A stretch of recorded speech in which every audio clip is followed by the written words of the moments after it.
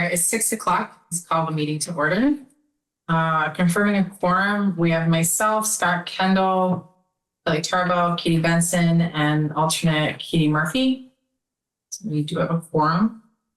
I'm sorry, before we go further, how are we addressing minutes? Just so that I've got them recording and I'll write down at least the motions. Okay, Yes. sorry. So next we'd like to approve the agenda. I'm going to ask for the addition of a board vote. I guess board discussion vote to ratify the teacher's contract. I'd like to add that under new business. I'll make that vote. I'll second the motion. Is there any discussion or all in favor of adding that to the agenda? Aye. Opposed? Okay, so we'll add that in as E under new business teacher contract. Okay, so with the addition, may I have a motion to approve the agenda? Move. Second. Scott Kelly, all in favor? Aye. Opposed? Aye. Okay, so we've approved the agenda with the addition. Next, looking for an approval of the minutes. Moved. Scott, I'll second. Kelly. Is there any discussion about the minutes? No, all in favor? Aye. Quick on the draw there, Kate. All right, we've approved the minutes. That brings us to our first public comment. And then somebody just linked us into that fireplace thing again, just so you know. Yeah. You get rid of that? There's a couple more bits here we met. I don't think so. As far as we can tell, it's an advertisement. It's the AI bot comes in, finds your meeting, records the minutes, and then shoots you a copy of the minutes and says, hey, basically want to purchase the service. So it's under Firefly's note taker, Linda. So should we either get rid of that person or just because we do have an executive session later? I think because it's a public meeting, we have to leave it. But if we go into executive session, it'll be put in the waiting room. Okay. We might not know the answer to this, but is it AI bot Linda, like the bot's name is Linda, or is there? It seems to go through and once it connects to one person's email, it picks up the other people in their email list, and that's kind of how it propagates. Our new tech director, Sean, today is going in and looking at it, considering it malware, and going to find a way to eliminate it. So does that mean the people in this meeting or our email addresses? I know that. How is it? From within the emails. Okay. I think you have to actually click on there's a link usually in there. Click on it. Then And once you get the email about it. Okay. Okay. All right. So I don't see any hands up for public comment. We'll move past that. That brings us to policy governance training next steps, and Janine is online with me. Hi. Did I do that? Hold on. Okay. Hi. Does that work? that works. Okay, good. Please forgive me for having two dots on your screen. It's because I'm using one for the presentation and one for me to see you. I am presenting tonight from my home in South Carolina, and look forward to being with you in person again at some point. But thank you for having me here tonight. I think among the board members, I think all of you have been on this policy governance journey for the past year. Is there somebody new that I missed in the roll call? I don't know, Caitlin, have you been involved in any? You have, yeah. So I think that was it. Katie Murphy. Great. I thought so. I thought I recognized the names and the faces. So hi. For those watching the show who don't know me, I am Jean Collins DeWeese. Yes, former superintendent in Vermont. Retired 3 years ago. I was in Rutland Northeast for the past 9 years, and Burlington for 8 years before that. In Rutland Northeast, we those school boards, there were three of them, it was a supervisory union, decided to use policy governance. So I was trained with my board by Miriam Carver back around, I'm estimating 2016. I actually need to look that up. And since then have been both a practitioner of policy governance, and since retiring, I partnered with Vermont School Board Association and got internationally trained as a trainer in policy governance, as the Vermont previous trainer had decided to retire. So I've been training through the Vermont School Board Association for the past 3 years, and I am thoroughly enjoying it. So I'm really happy to be here with you tonight. I want to congratulate you for passing the policies that we spent some time writing last spring, and you went through all your processes and they are now in place. But now we're at the so what moment.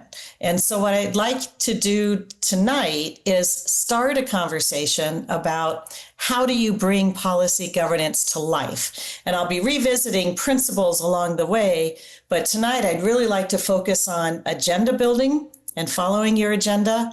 And if there's time, also get into monitoring reports to the extent that we can. And then I'll spend some more time with you later this spring and cover some other topics as well. So I am estimating, Adrian, if I could talk until 7, I don't know what that means for the rest of your meeting agenda. If that's too long, tell me now and I'll just pace myself.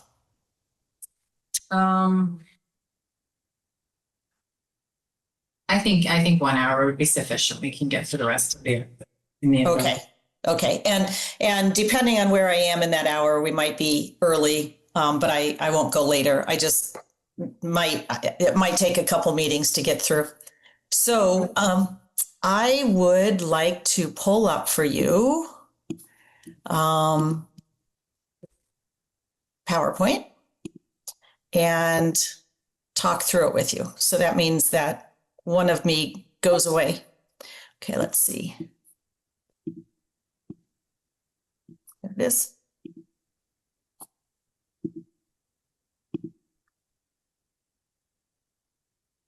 And let's put it on slideshow. That's not a slideshow. Play from start. Okay, so we have our policies. Now what? So again, what I'd like to do tonight is spend a few minutes just kind of doing a quick review of the 10 principles and the integrated system of governance, and then help you revisit how perhaps you use your agendas that will focus your meetings towards the board's role of setting the vision for the district, monitoring the superintendent, and connecting with your ownership, with your community. And there's going to be some shifts in thinking in what we're talking about tonight. So it may be longer than one. It may be that you want to continue a discussion later on, but do feel free to ask questions and check your understanding, check what I'm saying. This is for you. So I do my best to prepare, but it's really about what is it that you need to know. So just a reminder, I do have to say that since I'm on a computer, I need somebody else to tell me if there's a hand raised, or else you need to just talk. I guess on the screen, definitely a hand raised. Adrian or Elaine, you'll need to tell me if someone around the table wants to speak. Okay. So governance, as you know, is the process by which a small group of persons, that's you, acting on behalf of the organization's owners, that's primarily your taxpayers in your towns, cause that organization to achieve what it should and to avoid unacceptable risk. That looks familiar. And policy governance is a framework of principles. There are 10 principles. Starting with owner accountability on the bottom, you, the board, are responsible, are accountable to your taxpayers. They vote for you, they elect you, they expect you to set the vision for the district and assure that it's accountable and make it happen. Then, going up on the left-hand side, there's a board position principle, which basically talks about where the board stands in relation to the owners and to the superintendent. The board takes direction from the owners and directs the superintendent, who then directs the staff. In reverse, the superintendent is accountable to the board, who is then accountable to the owners or the electorate. So policy governance is very clear about that delineation of both authority and accountability. Group authority is the principle that talks about, our board holism on this chart, is the principle that talks about the board speaks with one voice. Conversation, discussion happens with many voices, but ultimately you're going to end up with a motion for what you want the superintendent to do. And as a board, you're going to vote on that motion, and that's what directs the superintendent. That way it stays perfectly clear to the board, perfectly clear to the community, and perfectly clear to the superintendent as to what the direction and expectation is. Ends is a section of the policies you write that defines who benefits from your supervisory union, in what way, and at what worth, what priority. Primarily, it's the work that you've already done around Portrait of a Graduate, but I know you're in the process of finalizing that end statement, but that's going to be, that's the policy that you write that sets the direction of the district. And that's where the superintendent needs to use all resources he has, financial, staffing, whatever resources are available to the supervisory union, towards those ends, and then he's accountable for reporting on those ends to you, the board. Pin that, yeah. Okay, sorry. Board means, up above that, is another section of the policies that you write under policy governance that identifies how does the board organize itself? How is it going to govern and deal with their relationship with the CEO and run its meetings, etc.? Those are the board means policies. The executive limitations policies, over again in the right-hand column, those are the policies that the board defines for the superintendent. Okay, we've already told you what direction we want you to go. Now we're going to let you do it, but we're going to tell you what you cannot do that would put the district at risk in any way. So executive limitations are policies such as financial integrity, asset protection, treatment of staff and students and parents, communication to the board, things like that, that guide the superintendent so that when they're making their decisions around operations day to day, they know what the board doesn't want to have happen. They can make decisions within that box because they know what those boundaries are. For example, they cannot violate any laws, rules, regulations, things like that. Policy sizes, when you have written your policies, you wrote them just to the amount, just to the level of wording that would allow the superintendent to make decisions about operations, knowing what your boundaries are, but not too much, because if you go over too much, then you're actually micromanaging and not allowing the superintendent to make any of the operations decisions. So you have written policies to that extent. I know that you're just entering using the policies, so that might not make too much sense yet. But as you go through this first year cycle of following the policies, you may identify a couple of areas where you want to dig in a little bit deeper. You may identify a couple of policies where you can back off a little bit. You'll get to know that as you go through and use the policies. Clarity of delegation. It's very clear, again, as I said earlier, about the board position, that you are delegating to the superintendent and what that delegation looks like. It looks like action from the board. So that's that principle. Any reasonable interpretation and monitoring really go together. You are holding the superintendent accountable.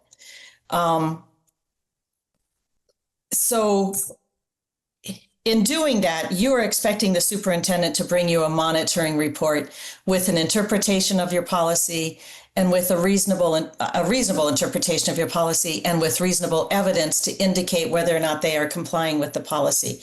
You're going to be expecting that over the course of the next year. It's not something to do all at once. I know you've been looking at kind of some draft monitoring reports lately, but when we really get into it, you're probably going to have one a meeting, maybe two a meeting if it's a short policy, and just focusing on that and really looking at the evidence that you haven't seen yet, and is that evidence coming in? The interpretations is by the superintendent. If the just briefly, I'll say if the interpretation is reasonable, like any rational person could look at these words and come up with this interpretation, but it's not the interpretation you wanted, that's not the fault of the superintendent. That means the board needs to go back and look at the policy and clarify it further. If the interpretation is not at all reasonable, then you send it back to the superintendent and say, we're not accepting this. And then with the evidence, you look at, is the evidence adequate for that compliance? And those are the 10 principles of policy governance. Any questions on any of those? No? Yes. Okay. So the steps to practicing, now that you know the so what, is developing a work plan to guide your meeting agendas. And you actually have a really good start on that. You've done that. Implement a new meeting agenda format. Begin monitoring your reports. Build in professional development and practice scenarios. Orient your new members and do board self-evaluation. We're not doing all of that tonight, but this just gives you an idea of the things that have to happen now. You've written the policies, they're over there, but what does that mean in the course of a meeting? And where do they belong? First thing to do when you come to anything on the agenda is to ask yourself, because policy governance is a new way of thinking, ask yourself, is this discussion focused on operations, which is the superintendent role, or governance, which is the board role?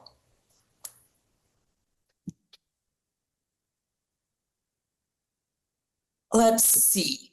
And agenda development starts with annual planning. This is a sample template of what it would look like. So you would write on this template, you would look at your policies, ownership linkage, board education, monitoring. You might put executive limitations there. This is just one potential template. You would put a meeting date like February 5th, and you would just put notes in this template so that you can see, so that you have the whole year planned out. You've actually done this. Let me show you what it looks like.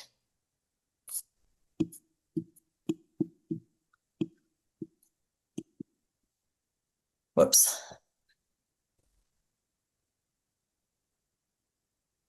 Okay.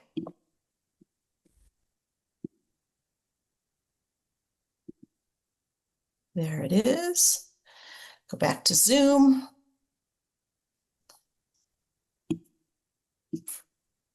Share.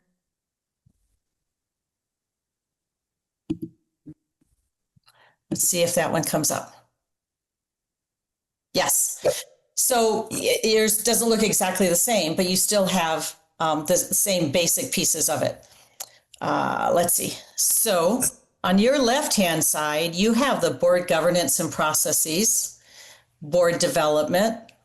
Whoops.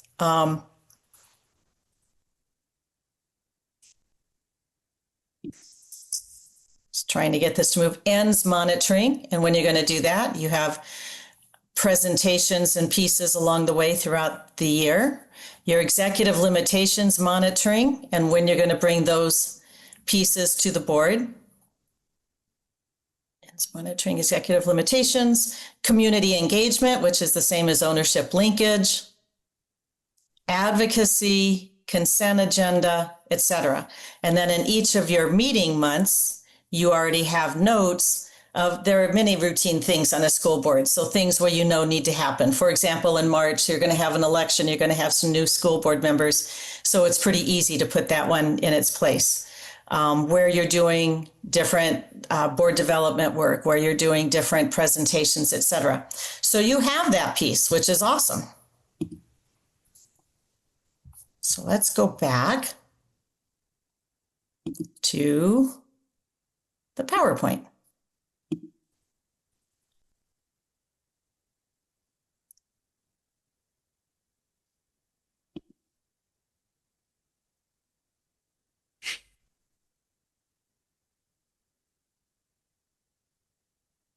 So I'd like to show you a couple of agendas that two other school districts in the state of Vermont who use policy governance, what they look like.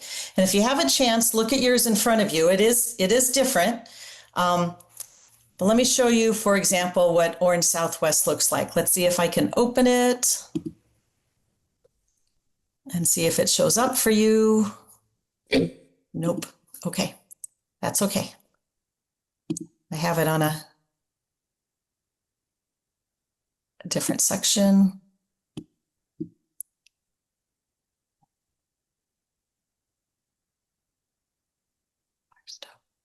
Okay.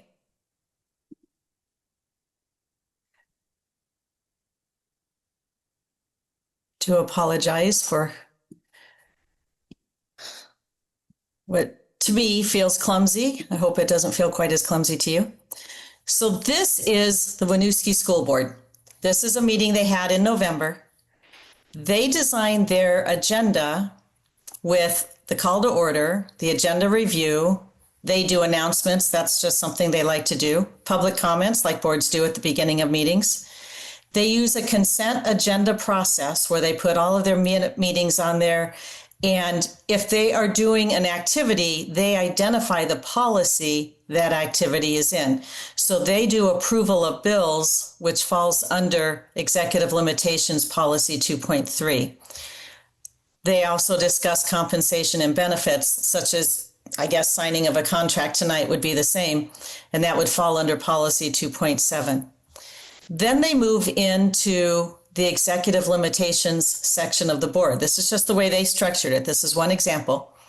And in there, under the policy around financial conditions, they were going to talk about an internal monitoring report, their financials for quarter 1, and their action, their final full year financials as well.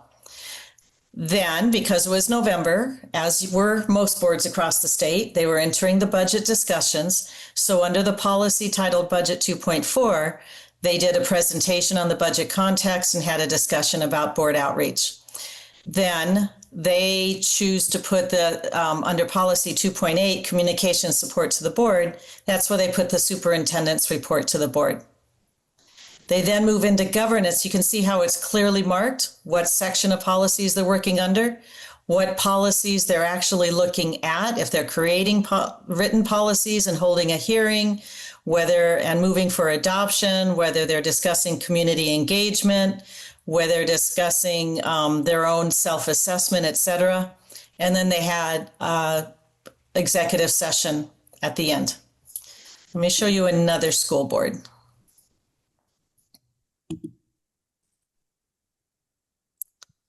That's their policies. I don't want to look at that. Okay. So at Barstow, this is a meeting they had last month. They did it similarly. They have a public comment section, and they actually put verbiage right on the agenda that they will say to public comment. Some boards do that. I put it up here because it's interesting. I thought you might like to see it.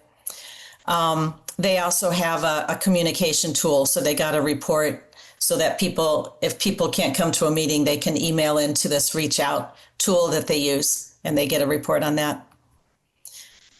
This board decides to put their professional development up at the beginning of the meeting. So they do a very brief policy rehearsal, and I'll talk about that later on.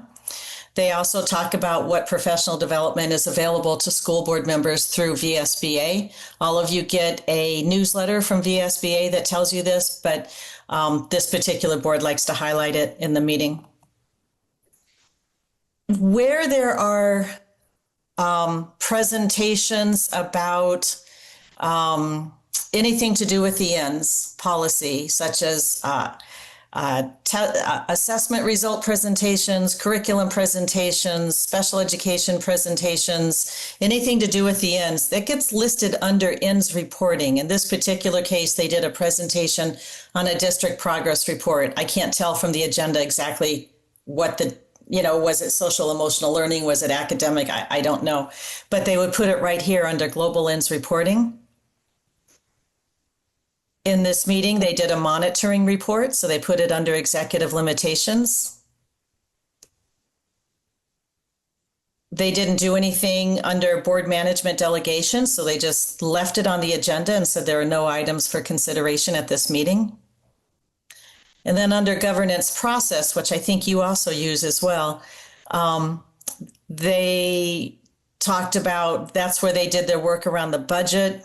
Unlike Winooski, they did not identify the budget policy here. They felt that this was all under governance process, approving their district warning, talking about community linkage. I probably would pull that out separately, but they wanted to talk about how they're going to connect with the community about the budget decisions. Again, this is January, so they had made the decisions that night, late in the process.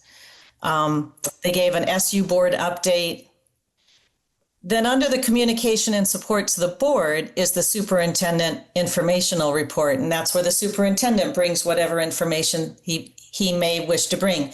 What's happening at the state level, perhaps, what's happening at the different schools, facilities report, transportation report, whatever it is that he feels the board, it's incidental information, not information that the board is going to act on. Also, quite often, the superintendent report provides information for agenda items that will need action later on. And then they end with a consent agenda. And those are the types of things they put on their consent agenda. A consent agenda basically is anything that is the board has delegated to the superintendent, but an external authority, usually VSA Title 16, requires the board to approve it. And the entire consent agenda is adopted by one motion without discussion, unless, according to your policy, the board takes an item off for discussion, in which case the rest of the consent agenda is passed in one motion and you discuss the item that's removed. This saves time and keeps the board from feeling like they're just rubber stamping something that's already been done, because honestly, it has already been done. It's really something that falls under operations, but somebody somewhere, some law along the way said boards need to act on it. You're acting after the fact. We really want the board spending their time looking towards the future, not after the fact. And so that's why we use a consent agenda. And then they do a self-evaluation policy. Before I go on, I want a chance to see the room. Questions on those two sample agendas? What do you notice that's different? Does anything appeal to you? Questions about? I was just remarking that I really like the last agenda that you showed us and the way it's formatted. And, I like having the policy that the action or discussion will fall under, so there's no confusion. So it might be a good idea for us to explore that. And then I also like that idea of that reach out thing, whatever that is. I could tell you about that offline, but it's a cool tool. I like that example. I think that would be very helpful, because I think it would make the actions less abstract. I think, people are still trying to understand how policy governance is going to work, understanding what action is happening under each policy. I think it would be good. Yeah, It helps you to understand, excuse me, just one second. It helps you to understand why you're discussing something. If something comes to you that actually is operations, you may spend half hour, 45 minutes of your meeting discussing it, and it really belonged to the superintendent all along. So this helps you to pull out your policy and to understand why you're discussing it. Why is this a board level thing to discuss? And does this topic belong on the board time? Because we really want you focused on achieving the ends for the students in your district and holding the superintendent accountable for that and providing the support that's necessary there, as opposed to getting stuck in the weeds. I interrupted somebody. Who's next? I was gonna say, just for clarity for folks, those policies, and Jeannie, correct me if I'm wrong, the ones that they are quoting, those are actually the board governance policies, how you govern yourselves. And so that way it's showing that, okay, yes, this is a board responsibility, this is governance. Yeah, and we talked about, I think at one of the last meetings, having policies in a written form in a book accessible at each meeting. So if needed, it could be referenced, And ideally, you'll also have them on the website. So you could pull them up on your phone, or your audience can pull them up on your phone, on their phone or their website, and see what you're referring to as you're referring to a policy, even if it's not there physically. I find that's very helpful. Well, I actually took tonight's agenda and attempted to format it for you. Would you like to see it? Yes, please. Oh, good. I'd like to share it. All right, so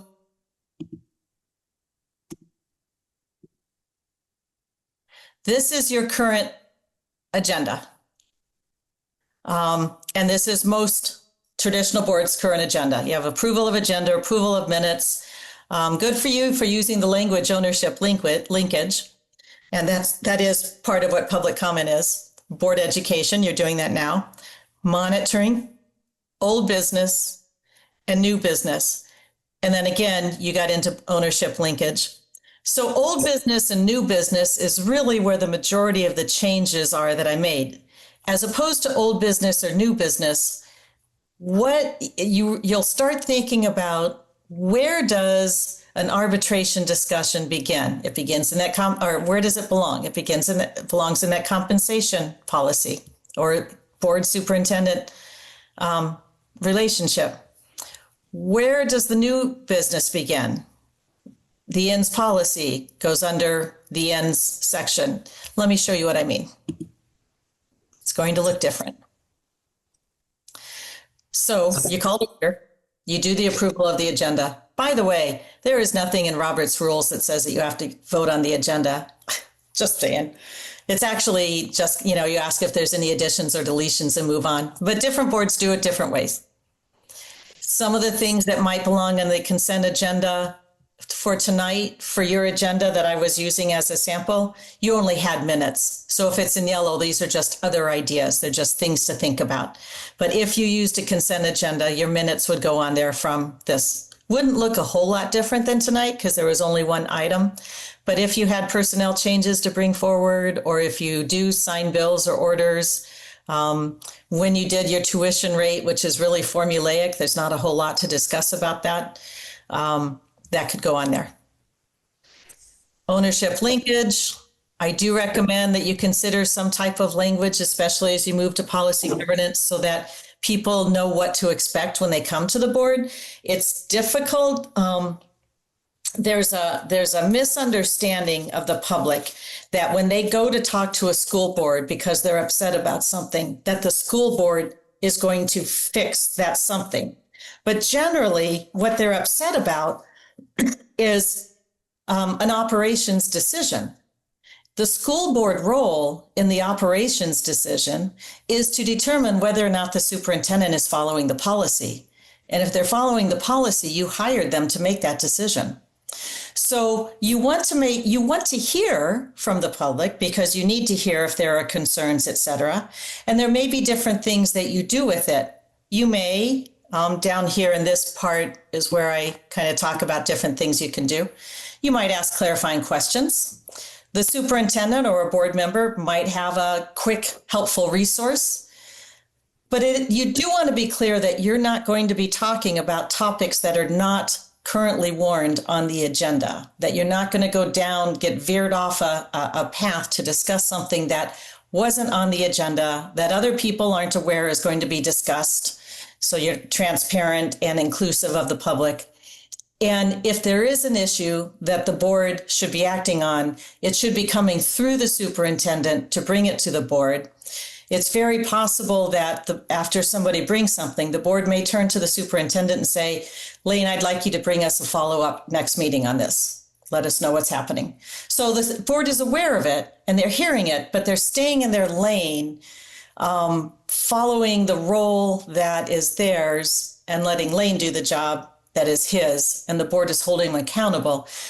But the five, I think, board members you have are not the people who show up every Monday morning to make sure the buses are running. So they're expecting Lane to do that, and they want to hold Lane accountable. And this helps to clarify for public what exactly the role of the board is versus the role of the superintendent, and has expectations set up front. Any questions on that part? Okay. Then on your agenda, I moved into board professional development, which is what you're doing tonight, which falls under your policy 4.14.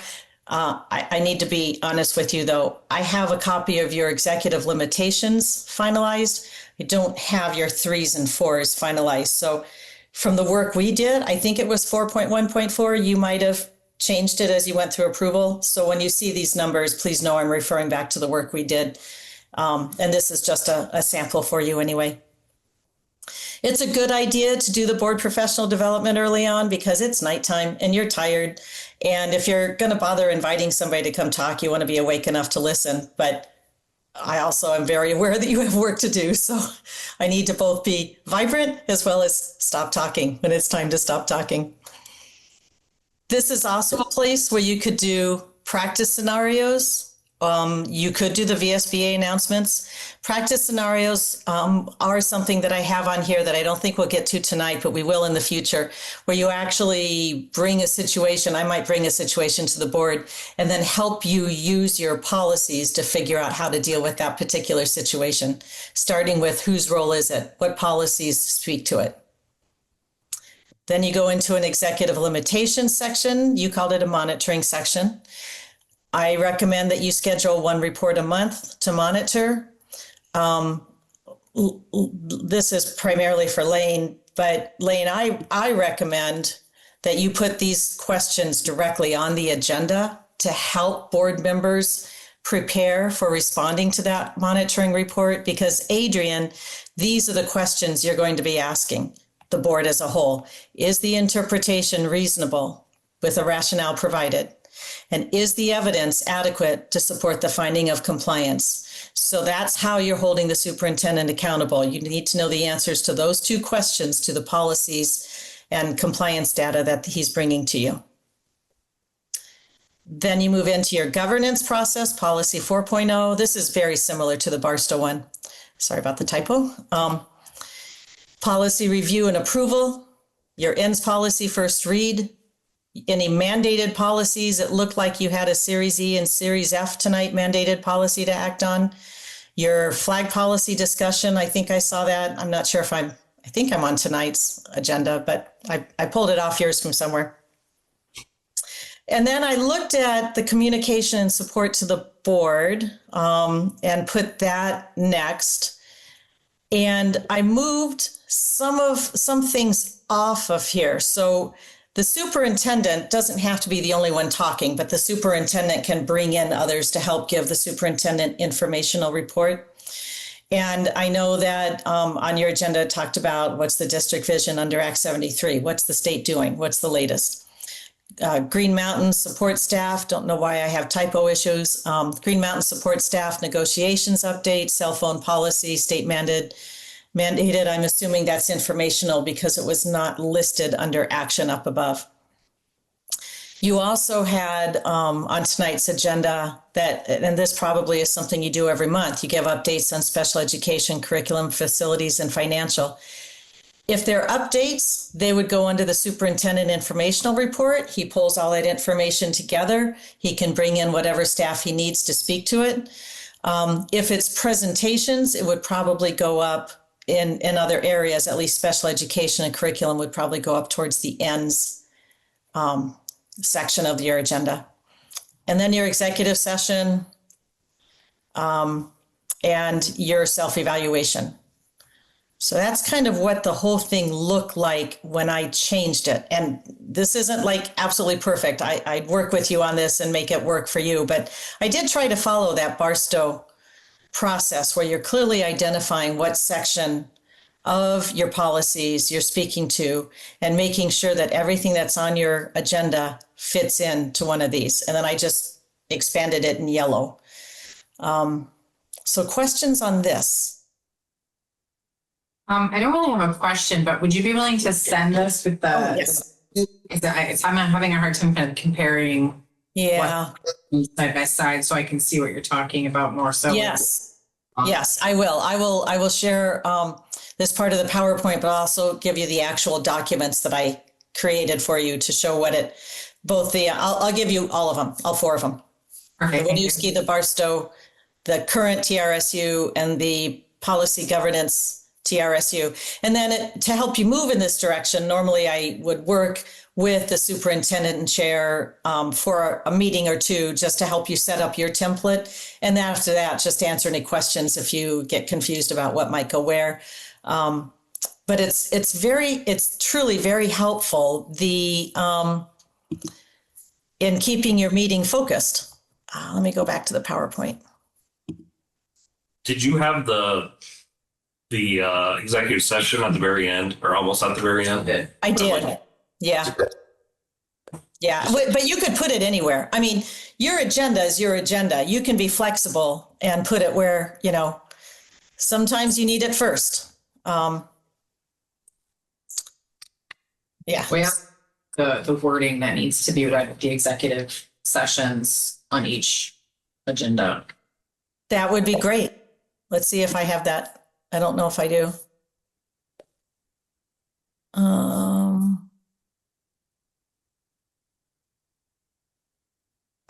I kind of do. I mean, I took it off your agenda. Yeah. And put it on there. So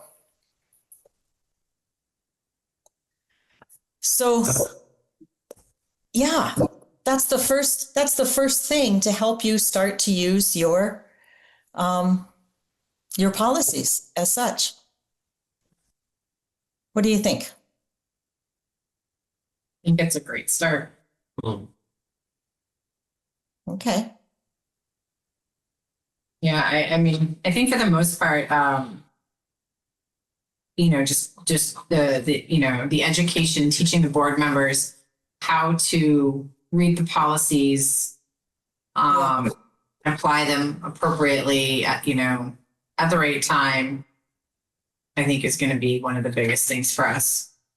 So I agree. And I want to go back again to what I said at the very beginning. Anything that's on your agenda, I want you to think about, is this the role of the superintendent, this item, or is this the role of the board? Is this operations or is this governance? And then just plug them into the right places. And if it's neither of those, if it's operations, is this something that needs to come in front of the board tonight? Possibly so. And the superintendent will have brought it forward. Looking at the time, the next thing I wanted to talk about was monitoring, but because of what you just said, and I think it'd be much faster, can I show you what a practice scenario would look like that would bring the policies to life for you as well? Unfortunately, you don't have your policies in front of you, but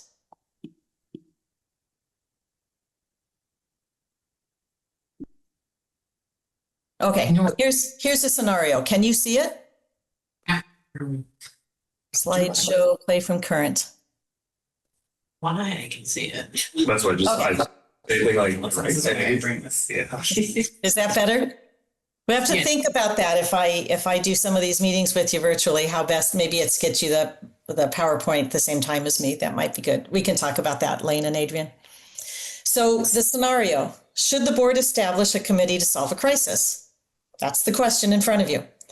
The federal government has indicated it's canceling all federal education grants for the coming year. Now, I know you've never heard of such a thing, but should the board set up a committee to work with the superintendent to develop a plan of response. First thing you're going to do is ask yourself, what has the board already said in existing policies? You would pull out your book or your list of policies. There's not that many, 28 or so.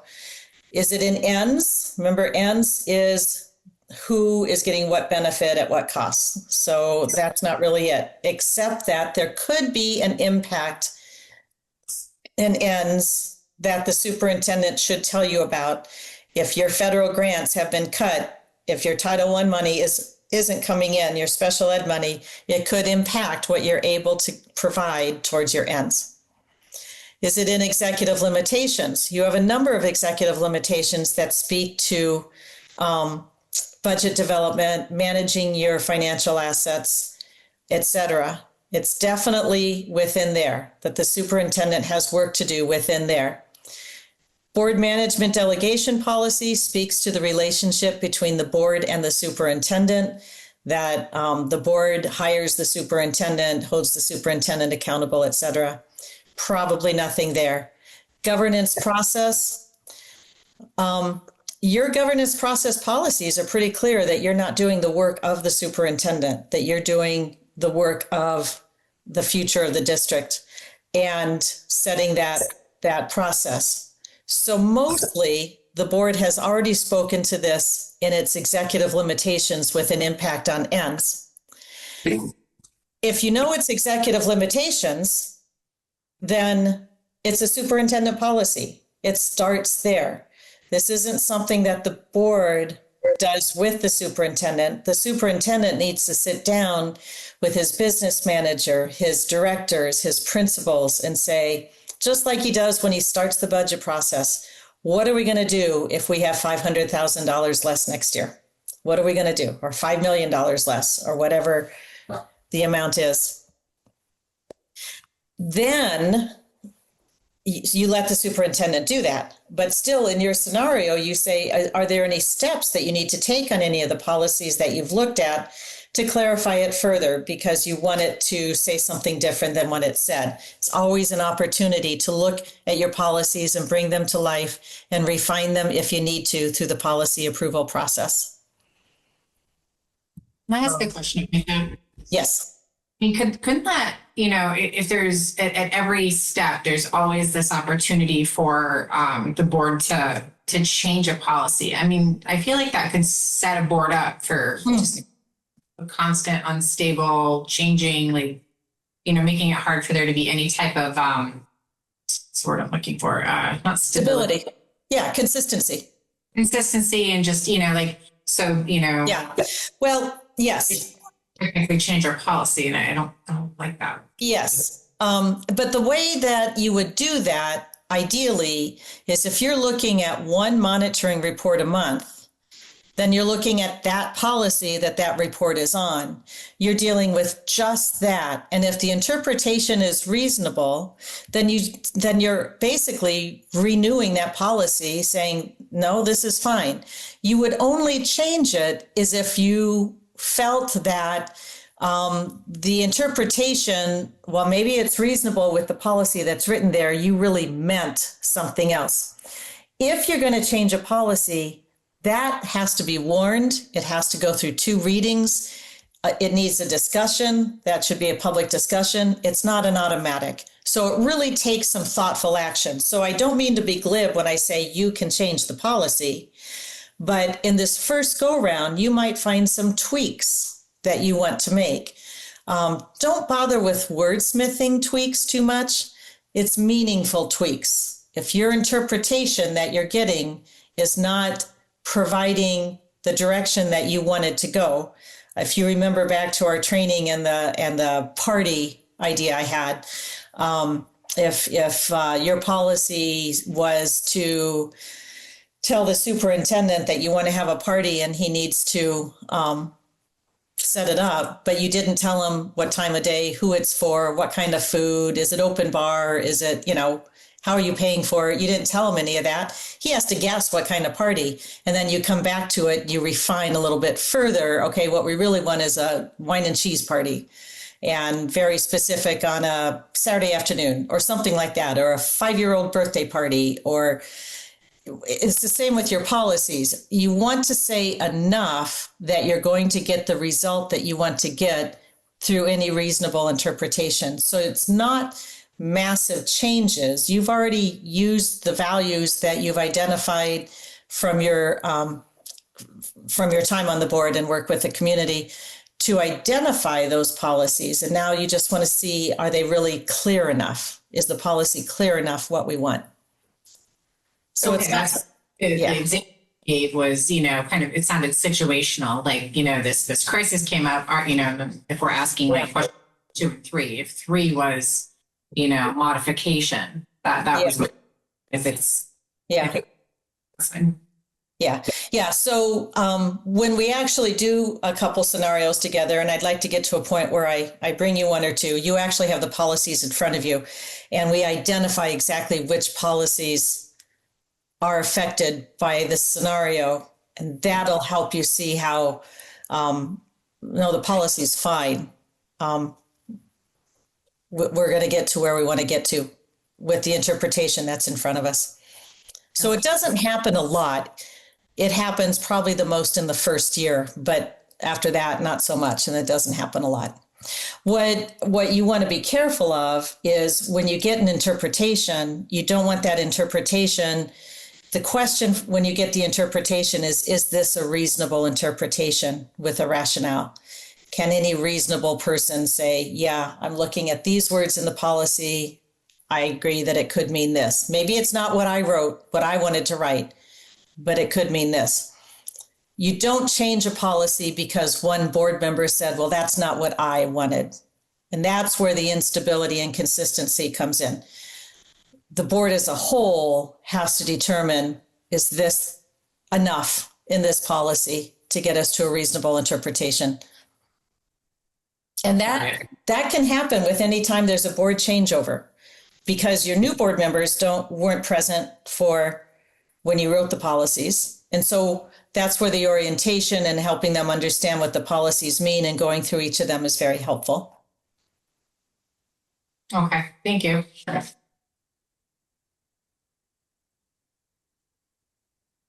So I don't want to keep you tonight, move into monitoring right now because it would take too long.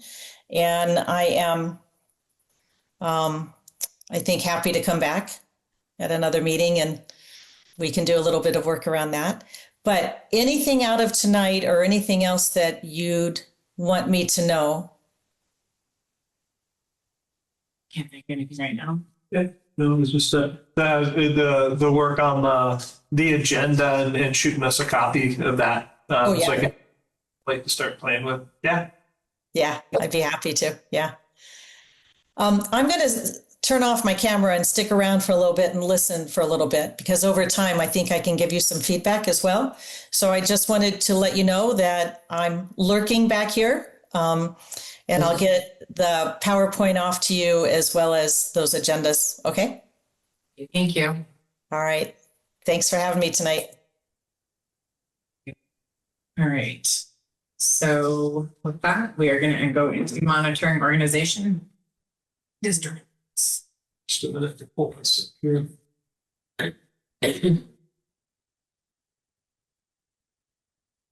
So one of the things, and this is actually a good thing to kind of discuss,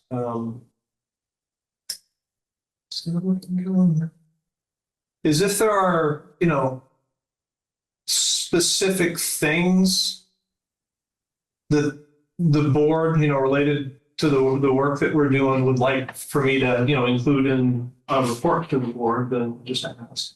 Because I'm kind of just pulling out what I think the board wants to hear about a lot of the times, and a lot of it's around what's kind of happening at the state level. But I'm going to start moving a little bit more into, and this is something that Jeannie can give me feedback on kind of outside of, move a little bit more into the means, kind of what we're doing to kind of meet the ends.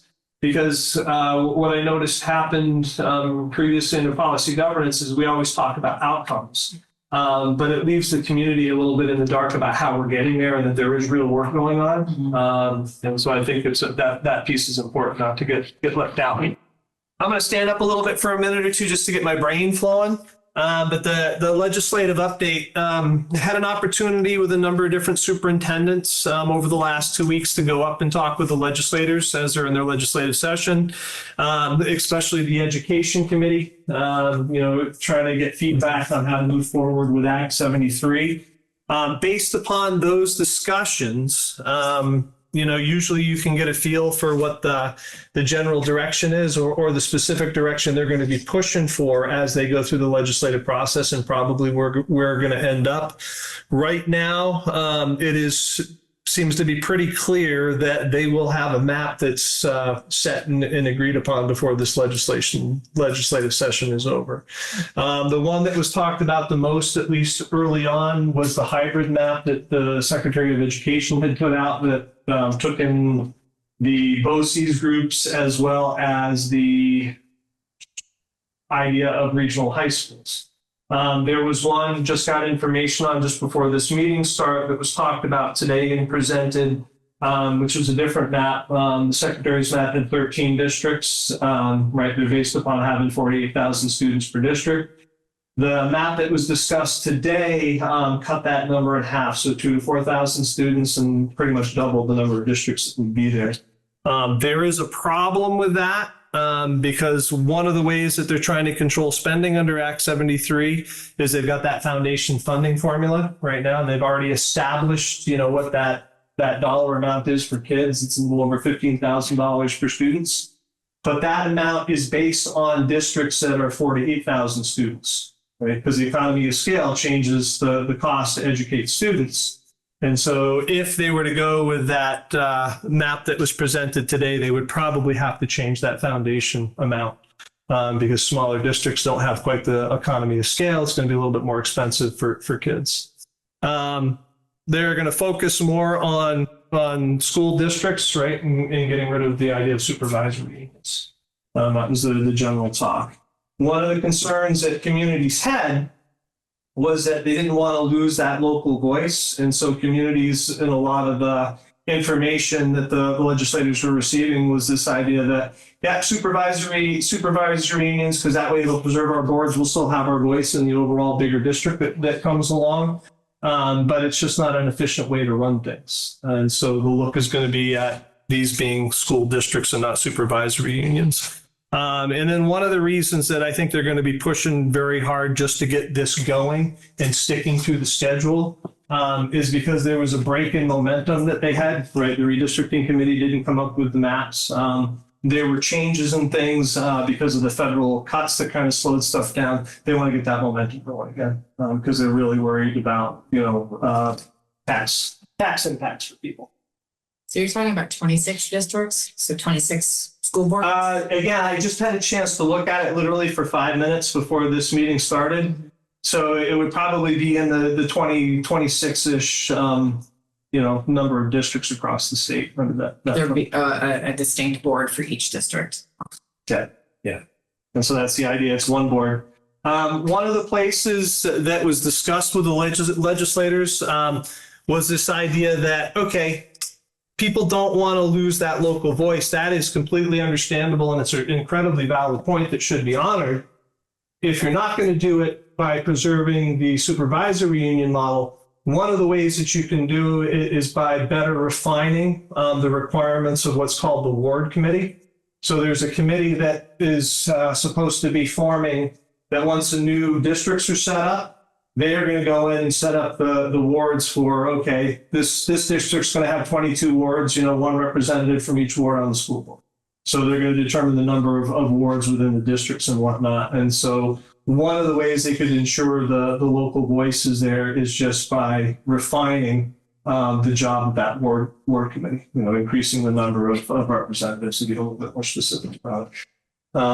One of the things that I wanted to talk a little bit about with this board and a lot about with Green Mountain is this idea that they move forward, they get the new maps. yeah, things would be changing, right? There'd be different school board that would be running things, but the students in the buildings are still going to be here after that change. And so I think one of the things that's really important is that each of the districts, and Leather Mount Holly is already working on this, is developing a vision, which is a board function, right? Is developing a vision on kind of how to move forward if we know the direction things are going. So there should be some sort of plan in place for what we want to do to try to start building in some efficiencies. But also, more importantly, statements about what we want to communicate to this new board about what's important to us, right? It's one of the ways that we can kind of preserve our voice. So in terms of kind of, I broke it down into sections in my mind when I'm thinking about this work that, hopefully maybe Green Mountain can get a subcommittee together to kind of start talking a little bit about is, right, should we move to a district model, right? So instead of having Green Mountain and having Ludlow Mount Holly, should we be TRSU? Should we make that change ourselves or find a way to develop a compact between the two districts? Because a perfect example right now is you've got 3 elementary schools that are going to have problems meeting the enrollment requirements. And breaking down that wall between the districts may allow some flow back and forth so that we can meet those enrollments. Right. So things to kind of think about. Are there ways that if we broke down those walls, we could share facilities? We could kind of redo the grade configurations, specific grades at each of those different elementary schools so that we're, meeting those enrollment requirements within those classes. And a lot of it is also, if we're thinking potentially about making any of these changes, is making sure they're durable. In other words, we don't want to make changes that are going to then be undone by later parts of Act 7. And so I'm kind of having some discussions and thinking about this. The other thing that I'm worried about is I think we should have a plan in place for how we're going to retain our high quality educators through the transition, right? Schools and kids will still be here. We want to make sure that those kids are adequately served. And so making sure the students are getting what they need during this transition. Things I think it's important for the boards to communicate, whether it's a statement that's going to be to the new boards that take over, we want to have a voice. There are things that are really important in terms of our communities, and we want to make sure that we communicate that to the new board, that is eventually going to take over, to say these are the things that need to be preserved. As us being a part of this bigger district, these are the needs that our communities have that may not exist everywhere, but we need to make sure that you understand this and that you are acting, as we make this transition to try to preserve these things for us. In the same intent is there is opportunity here. If we're moving to potentially larger districts, you get that economy of scale, which means if it works the way it's supposed to, we should be able to bring in and have programs and resources and supports that we don't currently have. And so we should be developing a vision about, based upon our needs in this region of Vermont, this region of this potentially larger school districts that's going to come in, is we should be able to say, hey, these are things under this new economy of scale that we would like built to help support this region that we need, that we have never been able to have before, but should be possible under this new economy of scale. The other communication that I believe that the boards could work on in terms of a vision is about those voting wards. We should be having a pretty strong statement about how we believe those wards should be set up so that the people within the district aren't losing voice. So just some ideas that I want to throw out there. This is the administrative board, but just so you're in the loop about probably what I'm going to talk with Green Mountain about. Ludlow Mount Holly is already kind of starting to get engaged in this. They've got their redistricting committee that they're starting to try to pull together to kind of develop a vision about sustainability and fiscal responsibility around their district. And I think it would be good for Green Mountain to kind of do the same thing. We've done it. What's that? I said we've already tried that. We have. I mean, I hate to be the negative Nancy in the room, but it's like this whole school board thing right now. I feel like 3 years I've been on this is all we do is try to stay one step ahead of the state. And the state changes every time you think you're there. So what's the point? I I hate to say that, but what's the point? I mean, Yeah, no, and I'm not disagreeing with you. What I think is my impression walking away from the discussions with the legislature and hearing the discussions that they were having with the other leaders in and around the state, they're moving forward. One way or the other. So I think we're better off being prepared and hopefully not having to use it than all of a sudden it lands in our lap tomorrow and we're not prepared to be able to try to take advantage of what we can or to make sure that our transition's as smooth as possible. but on the reconstruction end of things for Green Mountain, it's been going 3 years since I've been on this one. Yeah. And we don't know what happens with those schools is a little bit later down the line, right? So the districts are supposed to form. You've got the new school boards that are running them. At that point in time, the leadership that is within the district, one of the responsibilities on them is to actually start to do the analysis of schools and programs and things like that, and start to make those sort of decisions around closures of consolidation.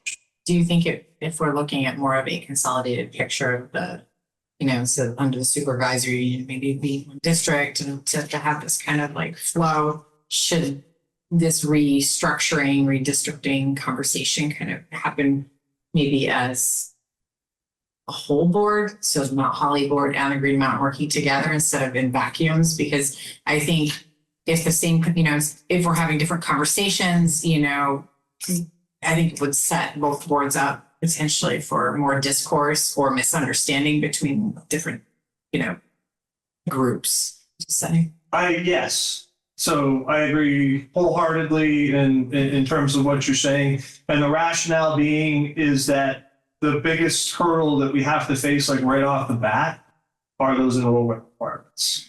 And there are solutions that the separate districts can come up with to help them meet that.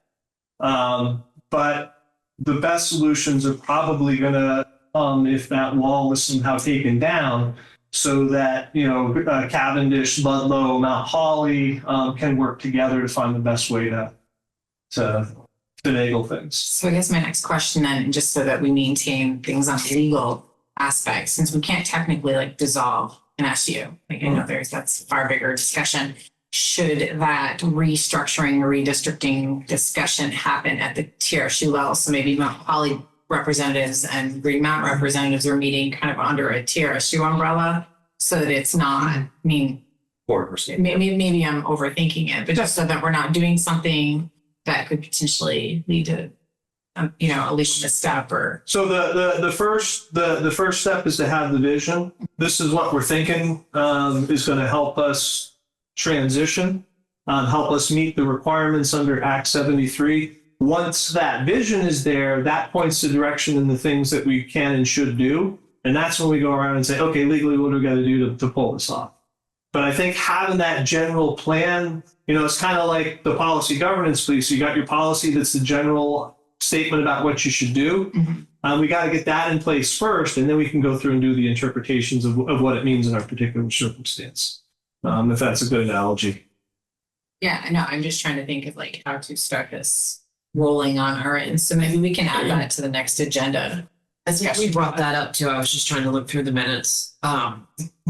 We had conversation when we were talking about setting up the committee of that, and it seemed, from my memory, because I can't find it right now, that we had the same thought, and then the conversation turned we didn't want to feel presumptuous that people would want to join together or not join together or be a part of it.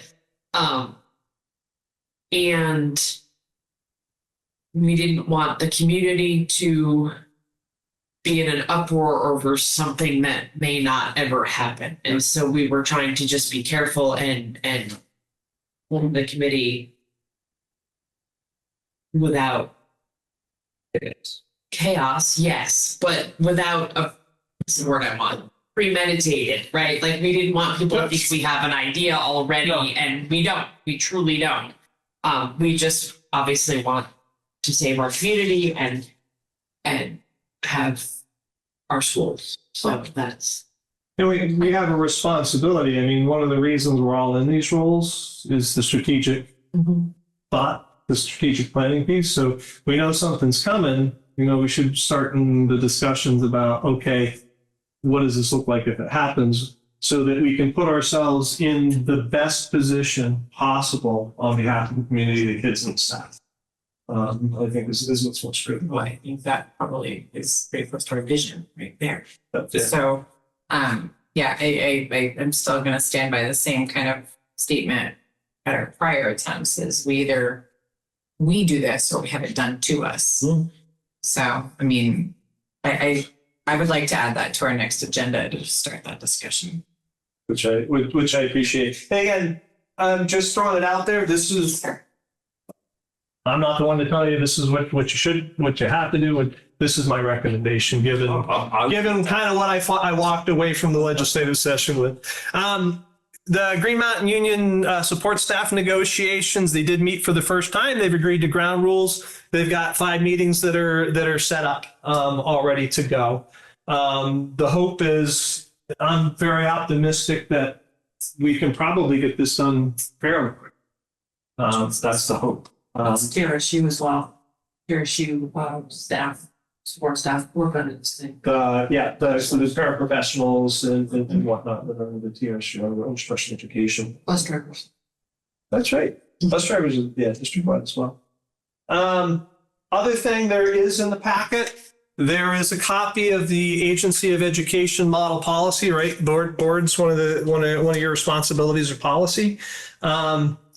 The intent of this is that by law, we have to have a policy in place. It's got to be fully implemented at the start of the next school year. You have the AOE model policy in front of you. What I'm going to recommend is we can make it more stringent than the model policy. We can't make it weaker.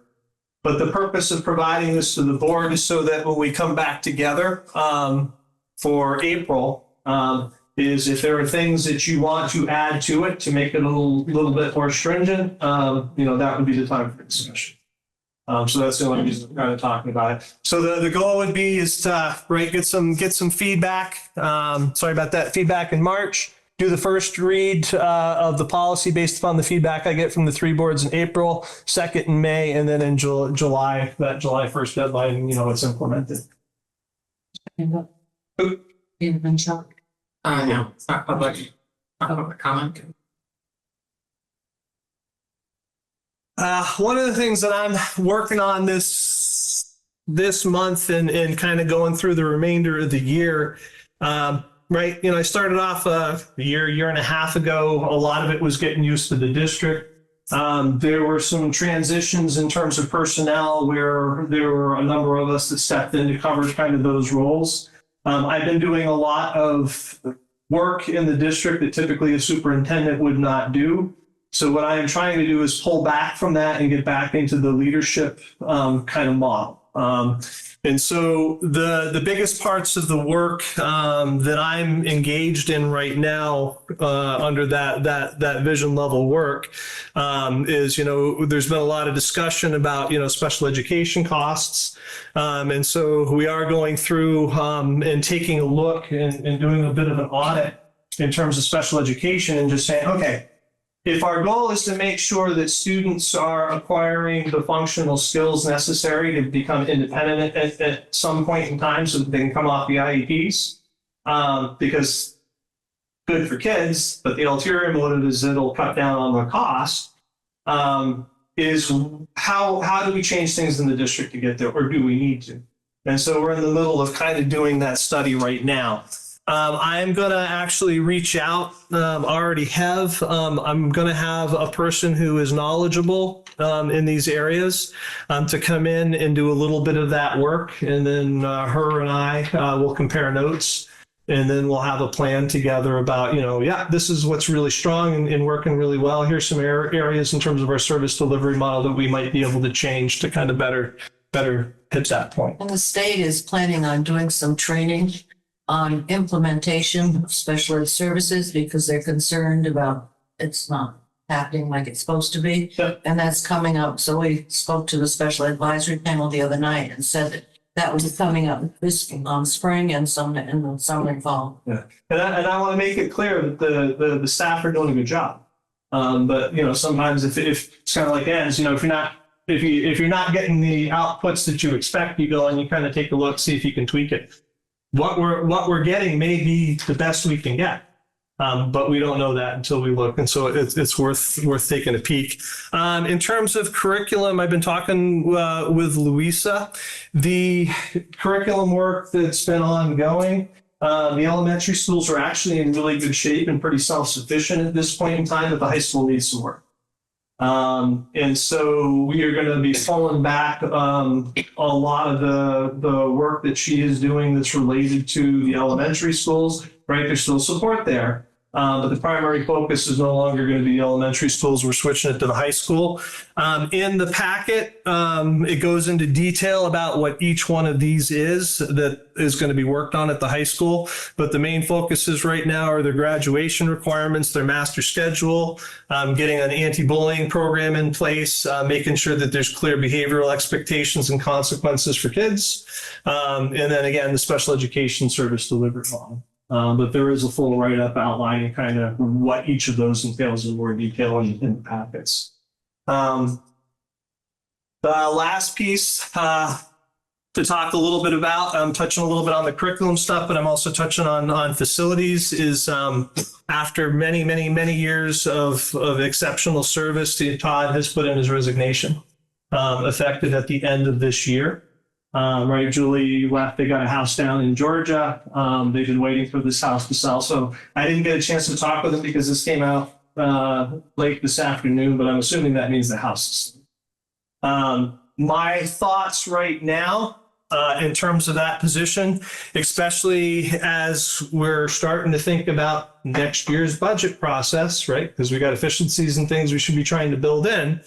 Is that we don't replace that position, right? The TRSU facilities position, the lead custodians in each of the buildings can take on a good chunk of it, and then central office will cover the rest. The majority of it, and Cheryl can speak up too, because she's done parts of it in the past, is really, the construction work when we're having the service vendors that are coming in from the outside and making sure that, we're following the process to get bids. Once the choices are made, following up with those vendors and those contractors to make sure they're living up to the agreements that we have with them.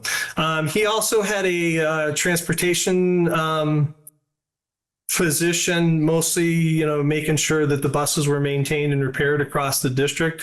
The goal would be to shift that over under our current transportation director. At this point in time, shouldn't really be a lot of work, because we basically have the bus drivers drive the bus down to the garage, and the garage does the work.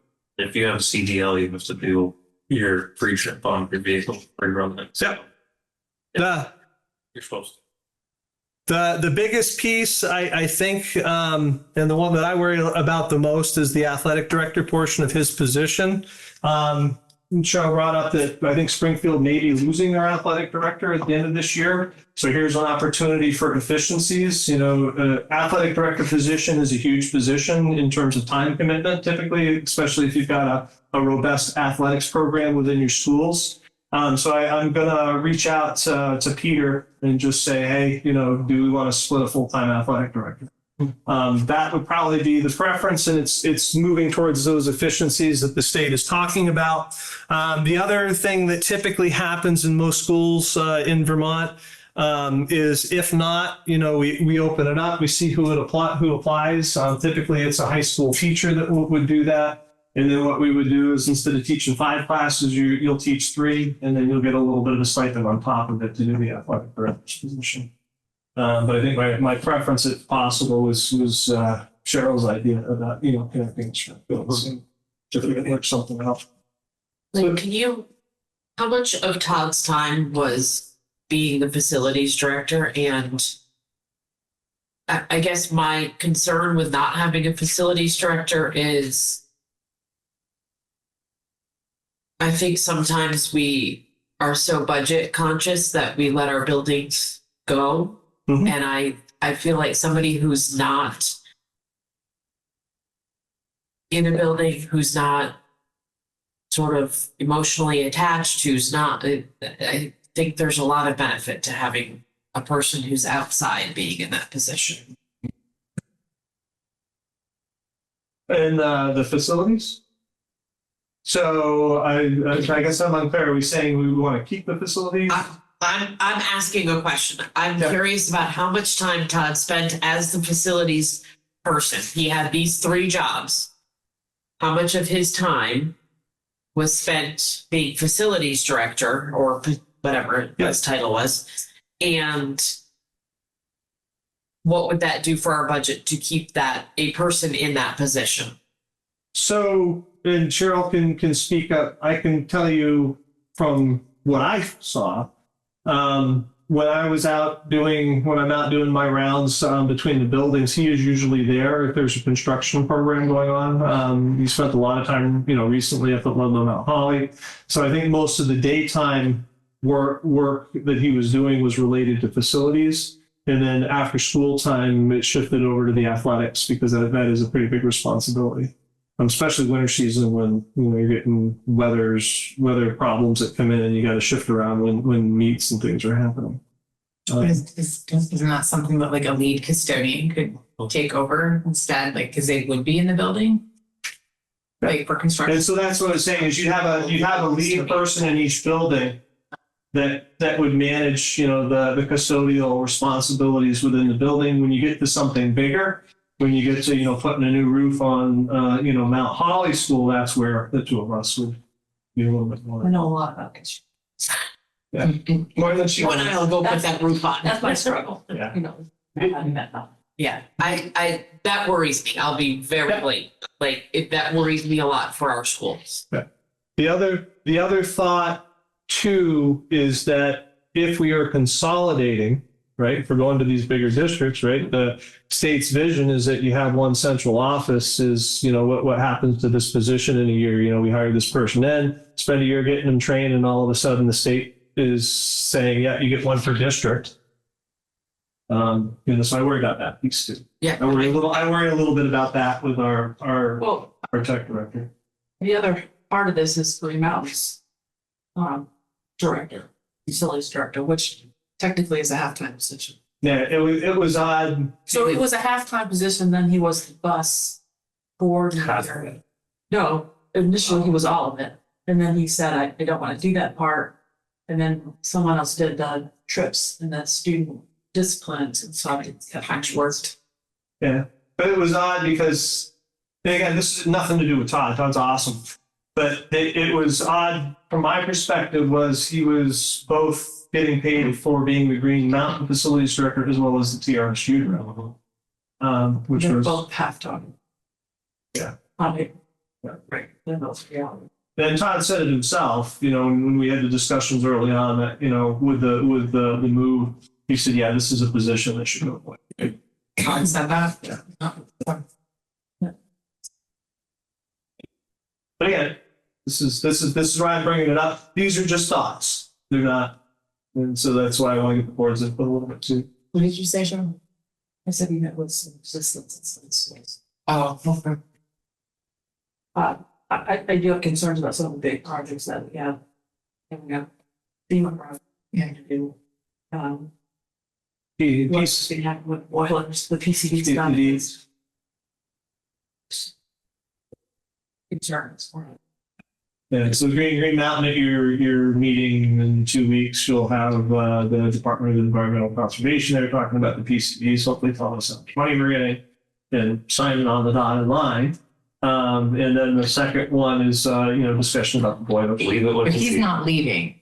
So June 30th. Okay, so hopefully he'll be able to carry us through these 2 kind of, but like won't they be started, like the work, like It the, depends, well, the FEMA ones depends on when they actually award us the money. And then we still have to go out to bid and find the additional funds. Gotcha. I mean, well, I guess we can talk about that at the other meeting, not take it in here, but okay. And so we kind of touched a little bit on the curriculum piece. You've got Luis's written report that's in there if there's questions, and then we've also got Mary here for a long time to talk a little bit on the special education side of things. So. And do that now? Okay. Okay. There's concern about placements where people are there. So I've gone through the list and see how there's 6 elementary kids that are outplaced, 5 in the middle school, and 16 in high school. But most of the students are in therapeutic placements, have the disability of emotionally disturbed, other health impaired, or which is attention deficit disorder, and some minor autism, some of that too. So, and the placements that have occurred between 2023 would be 7, 2024 would be 8, and 2025 7. And we're working on bringing back kids to be in their own community and being served in their own communities and school. But before that, special ed referrals were it was concerned, were we over identifying, were we, doing the evaluations? But now the schools have data teams and they have educational support teams in it, and the high school has a student assistance team, and they go through steps in each of the teams before they make the referral. So they're cutting down, and just since last year, since all of this has been working pretty well, there were 19 referrals last year, and this year to date there's only 10. So, which is really good. The data teams are really helping, and all the schools are working trying to make these interventions help.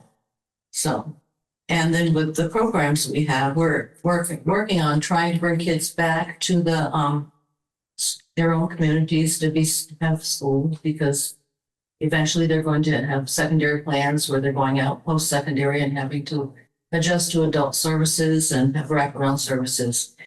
And we have the Horizons program, which is a life skills program.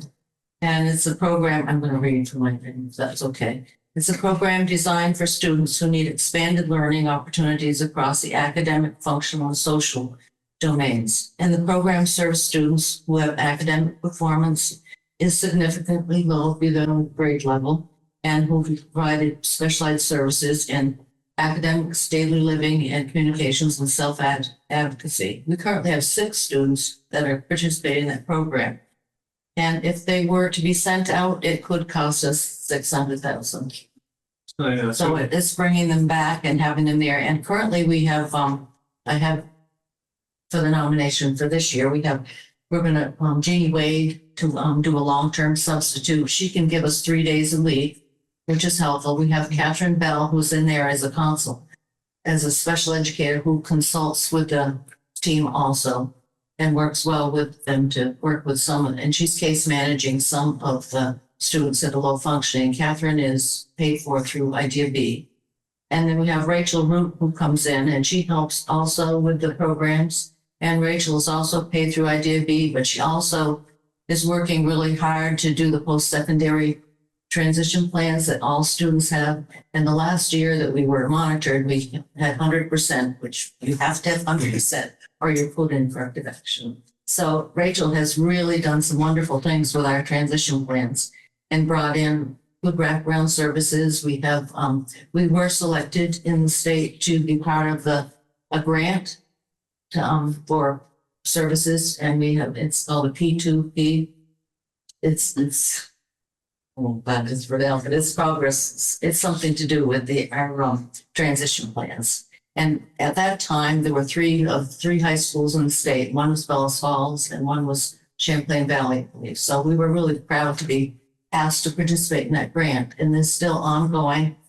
They meet monthly and talk about services, but with Rachel working in the schools on those days, she has brought in Higher Ability, which is Folk Rehab's new name, and then a lot of other wraparound services for students. So they're getting a much better training with what they're going to do We have John Donran, who works with the kids too, for work-based learning.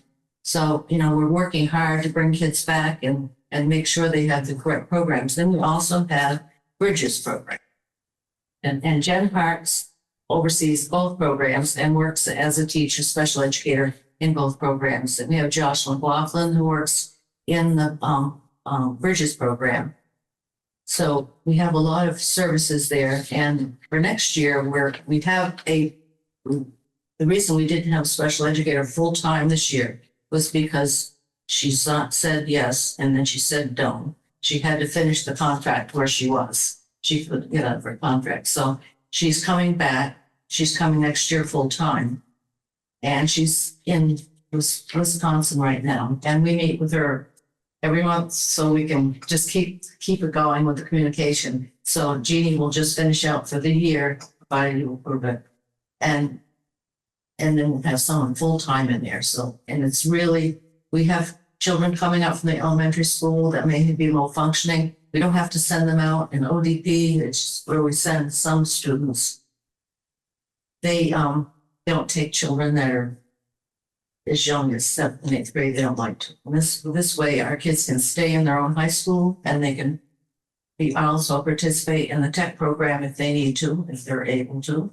So the programs are really functioning really well.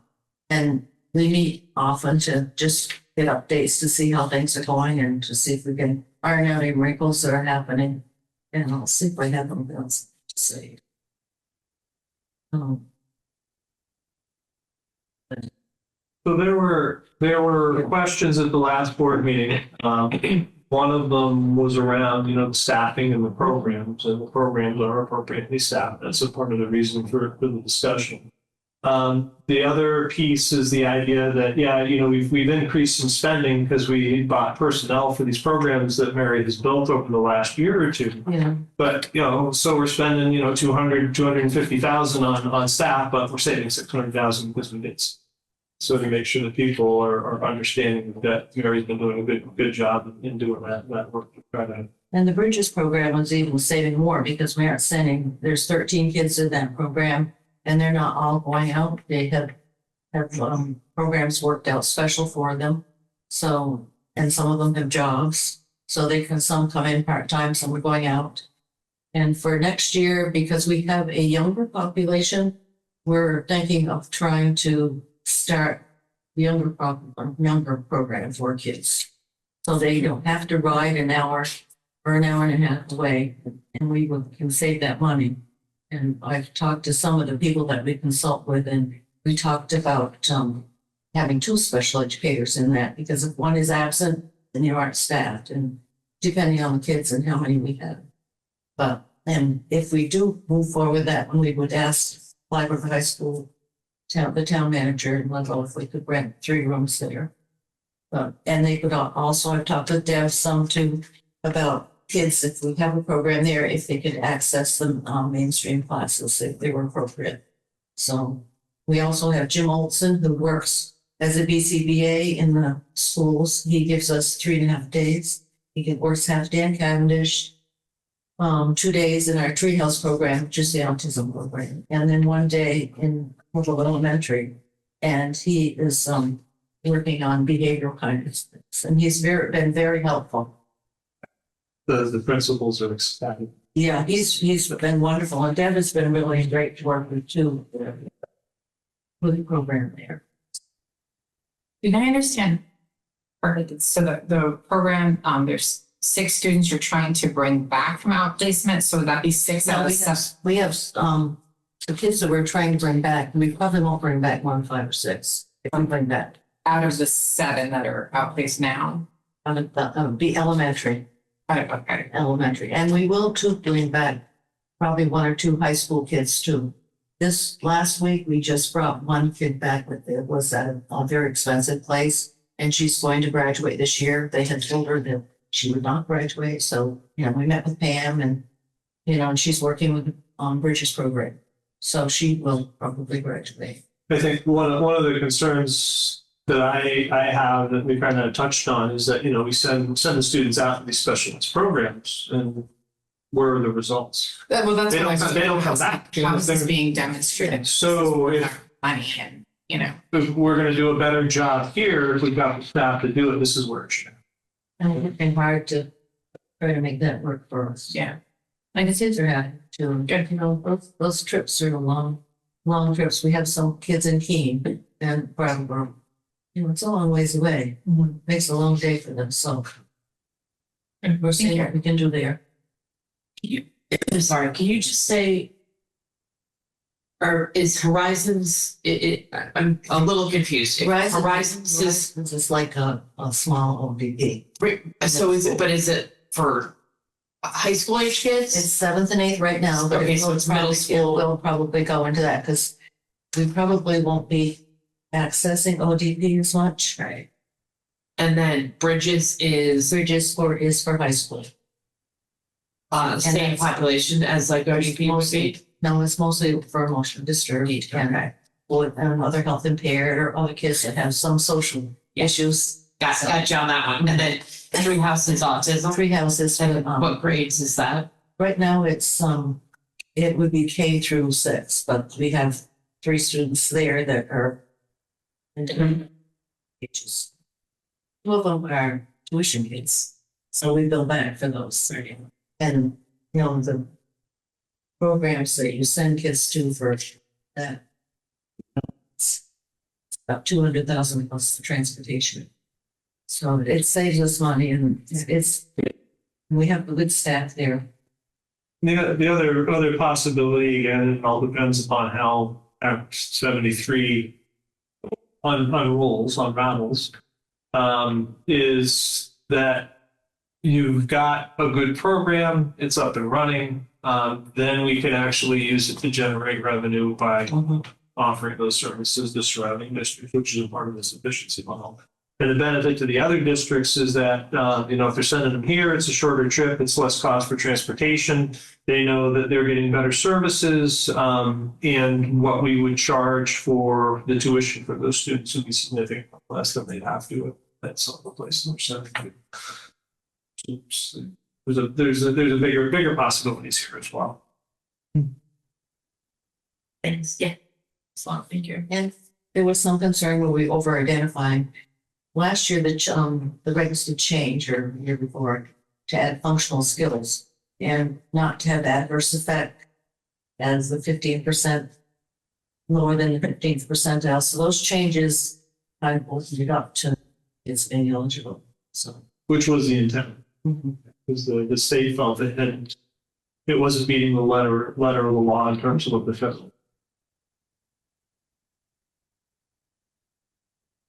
But the referrals are down, and I think the data teams are working well, and the education support teams and the assistant statements. Yeah, so when you hear Louisa talking about, the work on the MTSS teams, That's it, And I know that Little Elementary, they spend 1 day a week, half the day working on the data teams, and they look at every student. So I'm assuming that people's not with each school. Also, I forgot to tell you that with the Bridges program, we also contract 2 hours a month with NFI, with what's his name? Forget the guy's name. Psychologist comes in and consults. Okay, Dave Melnick comes in and does some consultation with Jen. he's a good soul. Okay. Any further questions? All right, thank you. Very nice. Or skipping the other two? That's how we're getting a long way. Okay, financials. So I apologize because you didn't get your email, so the financials just bring in one line, put it in like that. They're in the folder too. They were in the folder? Oh, they're in the packet. Yeah. So we're doing well under percentage of where we are every year on all of them. Transportation's obviously a little bit lower for Love and Holly as they, ended up with one bus hour made it work for their whole district. I didn't add anything new. As we get into the year, I've seen more privileges. Nothing that's like, here we're shocking at this point. I'll keep you posted on that. The audits are all now complete. I just finalized their issue earlier this week. They're waiting because some of the federal compliance for a single audit had changed. And they were waiting to see if they had to do more work. And they clearly didn't because they sent it to you to finalize. But I think for all the boards, I'll come back in March and we'll plan for the auditors in April. April meetings, we'll get through the transition of the budget and you know. And you're gonna come to all of the because I know we wanted in the GM, right? Right. I'm gonna insist. Okay. This year. It's part of your oversight. Yeah. And I would at some point like to talk, watching Jeannie's presentation about some of the things that are on there and my role and my interaction with the board. We talked about it a little bit, but I want to at some point. Where I've been in, it talks about orders, consent agenda approval. Is that the monthly bills that we stand up on, bi-weekly pays, payroll? Anything that's operational, like the hiring of staff, right? That's really our decision because we're the ones that are going to be evaluated by the board if we make poor decisions. So those things would be on the consent agenda. Yeah. I just wanted to understand it better, so maybe we're not talking about it now, but just. Well, no, I was gonna ask because we ran into this at the last TRSU meeting. Like, I think there was a misunderstanding. We were gonna vote, but then you said it was operational. So then we're like, oh, we don't vote, but then we needed to vote. So Yeah, because we hadn't really made the transition. I was just kind of bringing up that, yeah, as we start to switch over, this would be on a consent agenda. Okay. Yeah. Okay. Any questions for Shara? Go back quickly. When did we put on the ratification? Under new business. So we're within our next is old business as executive session. And then after that, it's at the end of new business. All right. If there's no more for the district reports, if someone would make a motion for our executive session. Would we do the hiring thing first? Could we do the hiring? Oh, so you want to move that? With okay? Anybody object to moving D? Yeah, do that. Let's make sure it's in here. So, sure. So we're going to need a new staff approval. No. Right. Okay, it's Jeannie Whaley, and she's been a special educator as a long-term sub for Horizons program for the remainder of the school year. And she has a Bachelor of Science in elementary school from State University of New York at Portland, New York. She has a Master of Science in Elementary and Special Ed from Touro College in Bayshore, New York, and Master of Arts Experience Educator from Antioch, and a Dyslexia Studies Certificate Program in Antioch also. She has a Vermont license in special education for K through 8 and elementary K through 6. And she's previously she worked in Chester, Andover as a special educator.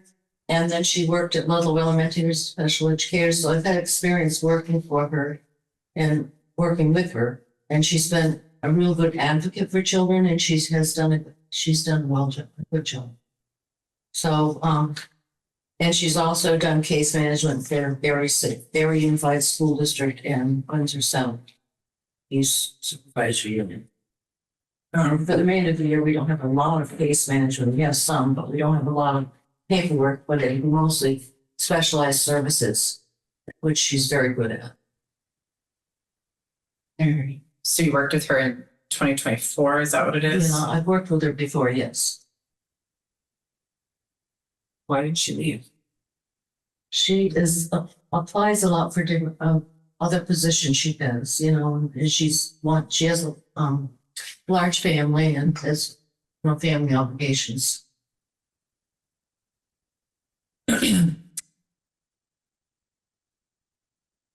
But she was really a great advocate for students, and she did a great job. And she's on until the end of the year. Yeah. She's licensed. Well, she's licensed. Any other questions? So, to be clear, you still need a vote for this. I'll make a motion to accept Jean Wing. There's a new hire.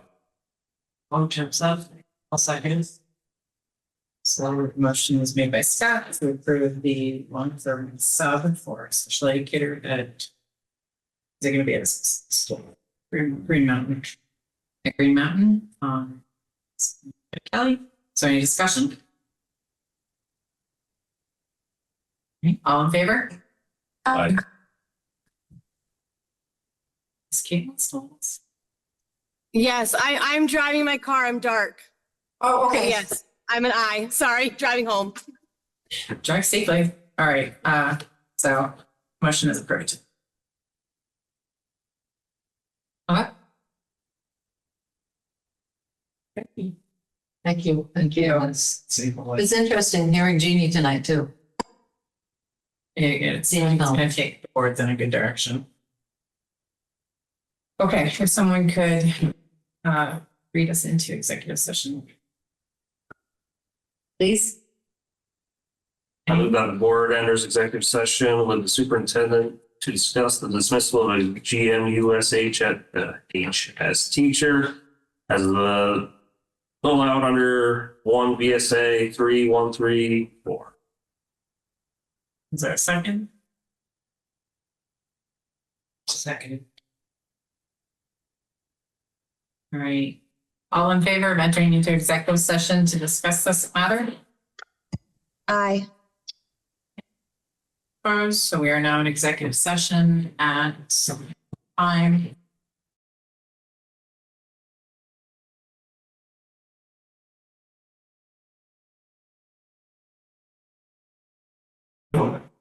Recording is started and people are coming out again.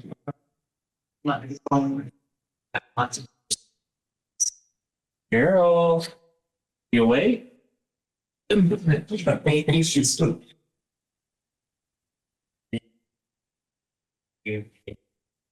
on in, join the fun. Day starts 4 a.m. You could, yeah. Little discussion. Right, I am gonna stay. Okay, so that I don't know about that AI recording, so I'm very concerned. Are we? Yeah, we announcement that you're right. Yeah, but is everybody? Yeah, everybody's in and we are recording. Okay, all right, so we are exiting executive session at 8:24.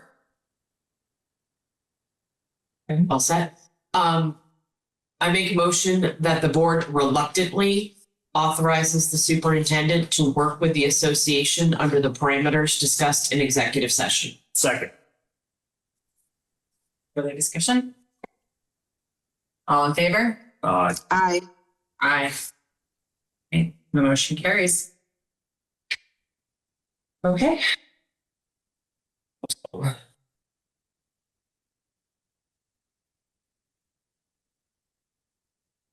All right, that brings us to our new business. The first is the ends policy first read. So what I did with the ends policies is kind of similar to what we were doing with the executive limitations, is kind of taking it apart piece by piece.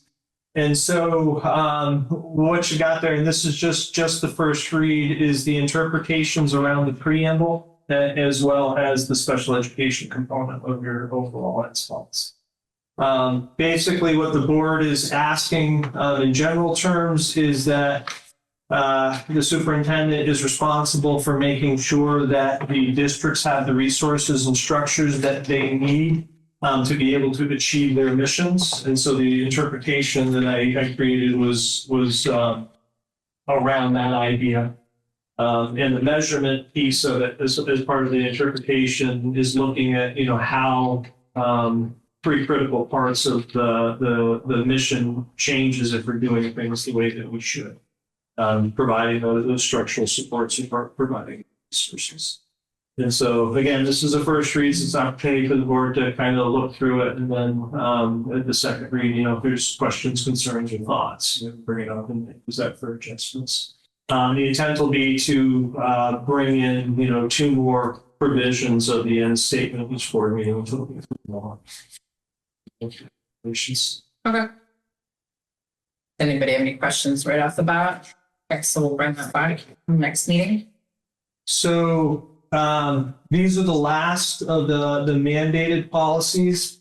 So you've got Series E, there's only one there about school and community relations, and then there's Series F.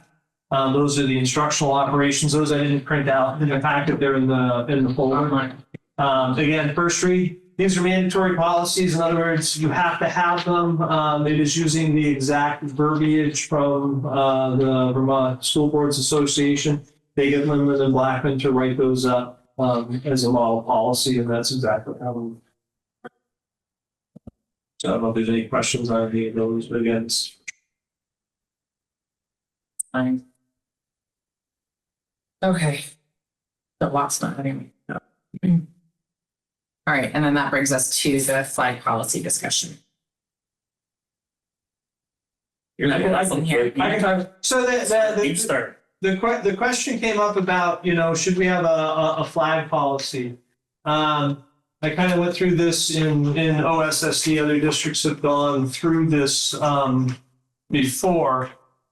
The idea is that if you don't have a flag policy and people are allowed to put flags up either on the flagpole or in spaces around the building, when they put that flag up, they're creating an open forum for discussion by law. So if, person puts a flag up, once that goes up, if there's no policy against it, then anyone else now has the right to put up whatever the heck they want. The only other flag that we could legally prevent from going up is the Nazi. But anything else, any other symbol, it's a complete open forum. It's like, think about a Facebook page, think about social media. The second you post something, it's public, and now anybody is able to add on and join on whatever they want to say. And so a lot of districts have put in a flag policy to restrict it to just the state flag and just the United States flag, so that you are not opening up those spaces to be an open forum. Things that you may not want and may not well represent the district. I don't know if am I making sense. That makes perfect sense. Right, just the conflict between if somebody threw up something sexual orientated, or Trump or politics or anything, it gets rid of all that. So Right. no, it's school. And that's it. On the flagpole can go 2 flags, USA and state, but that there's nothing prohibiting So that's somebody from holding a banner in their classroom or a sign, or it's just the flagpole. So that this current policy, this is just a policy that the one that we used in OSSD. You could make further restrictions into it. But the problem is the crafting of that language has to be very precise. Because if you say, no spaces within the district, what happens if kids want to show up with a banner at a athletic event and wave the banner around to support the team? So if the board decides that it wants to pursue a policy like this, I need you to define the parameters around what you're specifically looking for, and then I can, talk to legal counsel about, crafting it with the right language for that, and then I will present to the board. For me, bringing this topic up, it was because parents were reaching out to me about numerous teachers having either political, sexual orientation flags in the classroom. And it just starts funny to have it, so I'm going to just take it all out. So there is no fight. That's it. That's the only reason. But I don't think this would solve that issue. But you could add to it. You'd have to add That's words. what I'm saying. Add to it where like the Green Mountain Grizzlies, you can fly that flag, 13 or whatever school mascot you want to do that's in the new rules. So you would be able to put in wording or have the lawyer craft wording so that there would be the ability for the students to be able to be supportive of their school or that sort of thing, but nothing that's incorporated or anything like that. Yeah. And again, this is policy, so this is the board's purview. I'm just giving info. No, but I was asking if that's something that we could direct. Yeah, if you decided, it's not just the flagpole. We're worried about, potentially what somebody might put up in a classroom space or. Well, what I heard personally, and I think of it is If your student comes home and knows his teacher's political view, it should be, your teacher shouldn't be pushing on politics. In my understanding, right, if a teacher, puts up a flag on the wall in a public classroom space, you've now created an open forum and other people can add to it. Yep. Which can just start more, I mean, you can throw up anything, you can throw up religious flags if you want to, and that's just a big fighting. Why have the fighting? Take it out of school. I also think it have enough of it it demonstrates a little bit of a power gradient, so like if something's up and it doesn't represent somebody else in the classroom, but do people feel comfortable being able to say, well, that makes me feel uncomfortable, or that sort of thing. That you get into like weird power dynamics. So I don't know how I would like a lawyer to word it so that we don't accidentally step into something and end up with, a miswording that could become a legal issue. But I like the idea of just our state, the United States, and, broadening it to within the district spaces, but also allowing the students, because I don't want to restrict the students from, school support, mascot identification. Yeah. So what I would recommend, if the board is in agreement, it would be a motion to investigate this further in a broader scope. And that way, what I can do is I can go have the lawyers kind of draft a draft policy and then bring it back to the discussion. Okay. But again, it should be a motion to charge me to do that. Yeah, I just want to make sure, Katie, did you have anything or? Right. So Make a I motion. guess, a motion to charge our superintendent with further investigation for legal counsel regarding flood policy. What she said, I knew that. Okay, so Scott moves for that. Second. All right. Any further discussion on that? Yeah. Yes, but I can't come up with it. But I will listen. Okay. I am fine with looking into it. That's fine. Okay. All in favor? Aye. Did you vote? Yeah, I did. Oh, okay. Sorry. Sorry. All right. I Okay, did. so the motion passes. Did Katie Benson join us back? I just want to make sure we're not excluding her. She emailed saying she was having trouble. Okay. I just wanted to make sure because I don't have my thing up, so I can't see who's online. Yeah, I don't see her anywhere.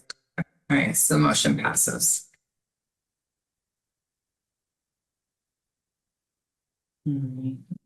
This. All right, so that brings us to the teacher contracts. So one of the handouts you have, those are the complete tentative agreement about what the board's team was able to agree to with the teachers negotiating team. The teachers, my understanding is they did vote on it as a full body and ratify it. So the next step, if this new teacher's contract is to go into effect, is for the three boards to also ratify it as well. Sure, it's fine. Are you able to just speak to a couple of things? Like, why is 7.1 completely crossed out? Like, that's all of So us. cross out, it means it's being removed. If there's Okay. other language in there, it means it's being added in. Dated. So it's for, okay, so Article 7 salaries replaces the 7.1. Okay. Right, questions. So 6.5, the teacher shall have a minimum of 200 minutes per week or average of 40 continuous minutes per day. Is that just planning time? Is that what this is? Okay. That's pretty standard. Okay. The full change of the word. So they have to, so it has to be 40 minutes in one block, is what that means? Oh, okay. Jen has her hand up. Get to them in a minute. Let's like to have our discussion first. 10.5, so upon request. So does that mean at any, like, you can provide a report to the association upon request? Is there like a limitation of times that could be requested for a year? Or is that just? Under the old language, and this is normal information that, we're expected to provide anyway. We would just provide it. We would be required to just do it. This is, we don't have to do it unless you actually ask for it. Okay. Yeah. Yeah, I just want that just to understand. I was gonna say, now that you. Association. You're providing it to the association.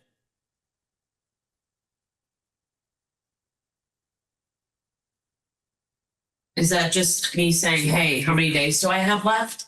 I guess now I'm confused. I thought I understood it. Report to the union. I think the way that was worded was that we would provide it on a specific date and time. We've never done it, so that's why we just have to be put on the list. Okay. So in other words, why do we need to go through that? Trying to make language of what actually happens as opposed. Got it. No, I just wanted to, but I just didn't understand why they changed. Like, this is the first time, like, we're, really getting to see this. It's all been sort of. Are these 2 or at least 3 articles done? Because they get. I think they just, it's reworded. Okay. So so the association doesn't have a day where they get a document that says what everybody's sick days are, and they're okay with that? If you ask for it. Okay.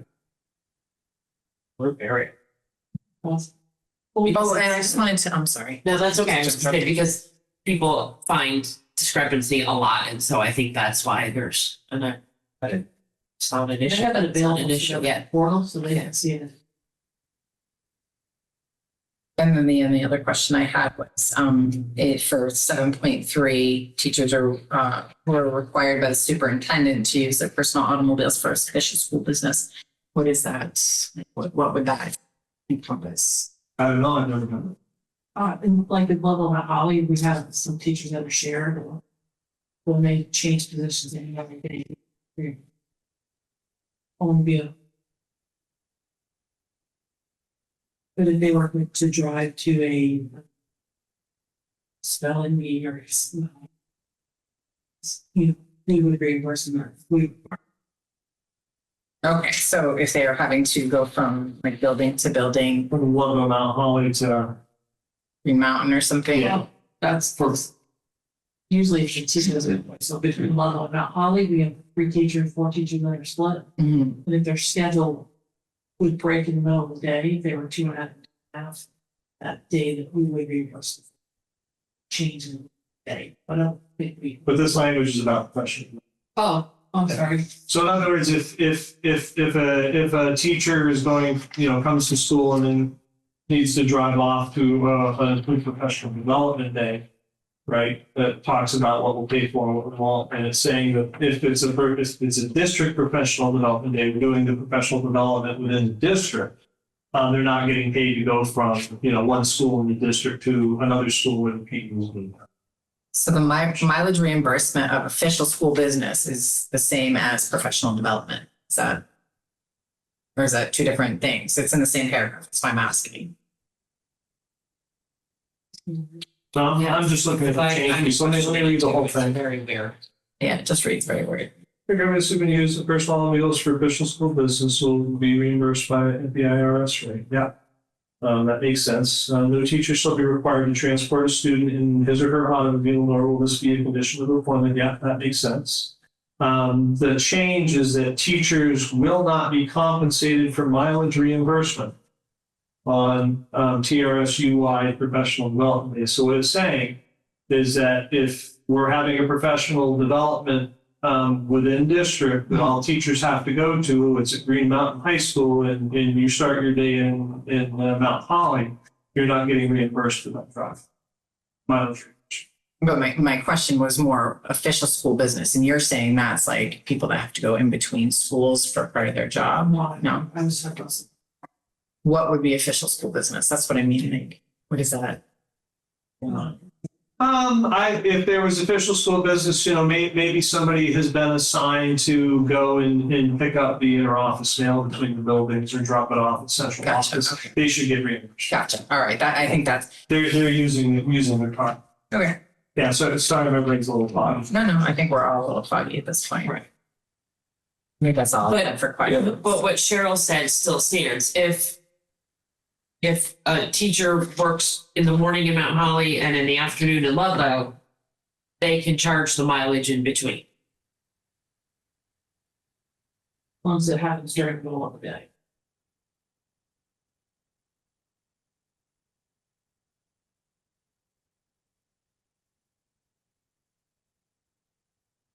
My question too. All right. So And then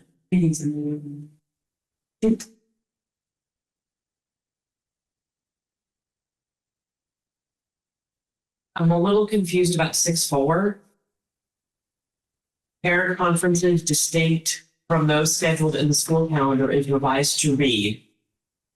Professional responsibilities or obligations as referenced herein shall include, but shall not be limited to the following instructional duties.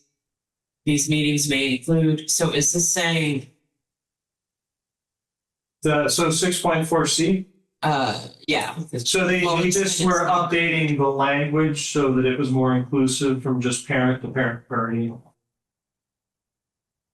Sim said parent conferences, parent guardian meetings. Right, that doesn't, Because not every kid is a parent. right, no, we have caregiver conferences. That part isn't it. It's the, I don't understand exactly what it's saying. Maybe I'm being dumb, but So yeah, I get they're like they have 4 commitments throughout the school year to chaperone a dance or whatever it is, that's fine. Caregiver conferences, whatever you're gonna call them, that's fine. Faculty meetings, but I guess it's the 6.4A. Even though, I don't know, it So just it's- seems weird to me. the teachers, and so I'll talk about it generally without reading the whole page here. The teachers have in the contract that their core working time is like 40 hours, 8 hours a day, right? Right. What this is saying is they're saying, well, there are some things that are professional responsibilities that go above and beyond those 40 hours that you are still expected to attend to. And so IEP 504 EST meetings, those are considered professional responsibilities. So it has to go beyond the 40 hours. I think it's the reason they're defining that, right? But 6.4, the preamble is for professional responsibilities are referenced herein shall include. So it's saying these are professional responsibilities. You got to attend to them regardless.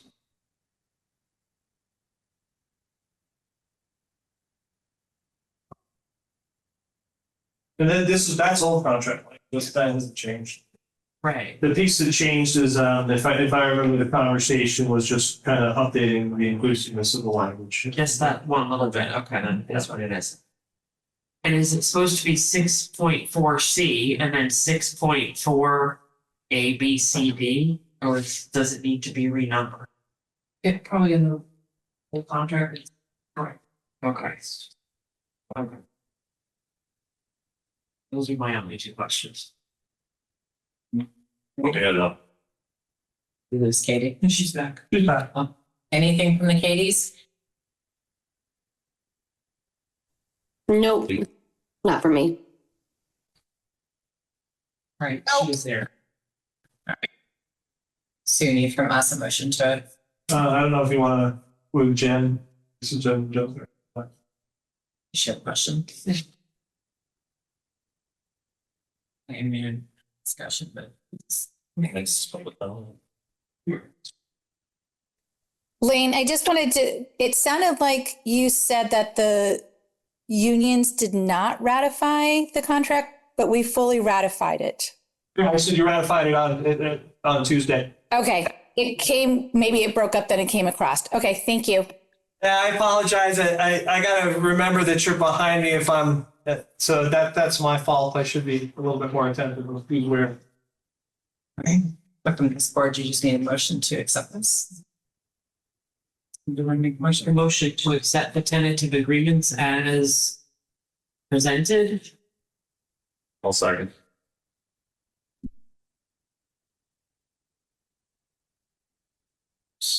All right, is there any further discussion?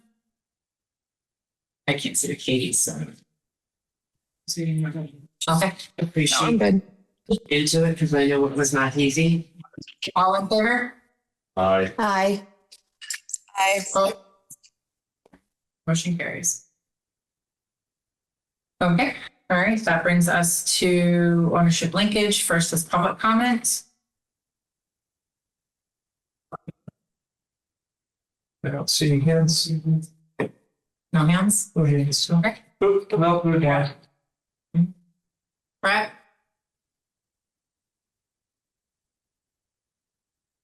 Oh, you're muted, Brett. There Thanks. you go. Thank you. First, thank you for ratifying. And second, I just wanted to, I just feel like a conversation should be had with Todd as someone who's stepping away before decisions made about whether or not that position's replaced. I know Todd spends countless hours on weekends with Green Mountain specifically. I know he spent several days the last couple weeks working on boiler issues. It sounds like there might be hopefully fixes with the boiler recently. I know we had a person from Vermont OSHA in our building today after several complaints about air quality from glycol leaking into the boilers. So I just think before we commit to not replacing someone who spends, I don't know, 80 hours a week working on Green Mountain, we should be sure that that's what we want to do because he does a lot for our school to keep it running. So just want to kind of advocate for him. Thanks. Any other public comment? Let's see. I don't see any hands. Ready? And then board comments? This is my last one. You don't go to the GM one? Oh, well, GM. Oh, okay, well, it's not your last meeting. Do Well, it. thank you for your service. There.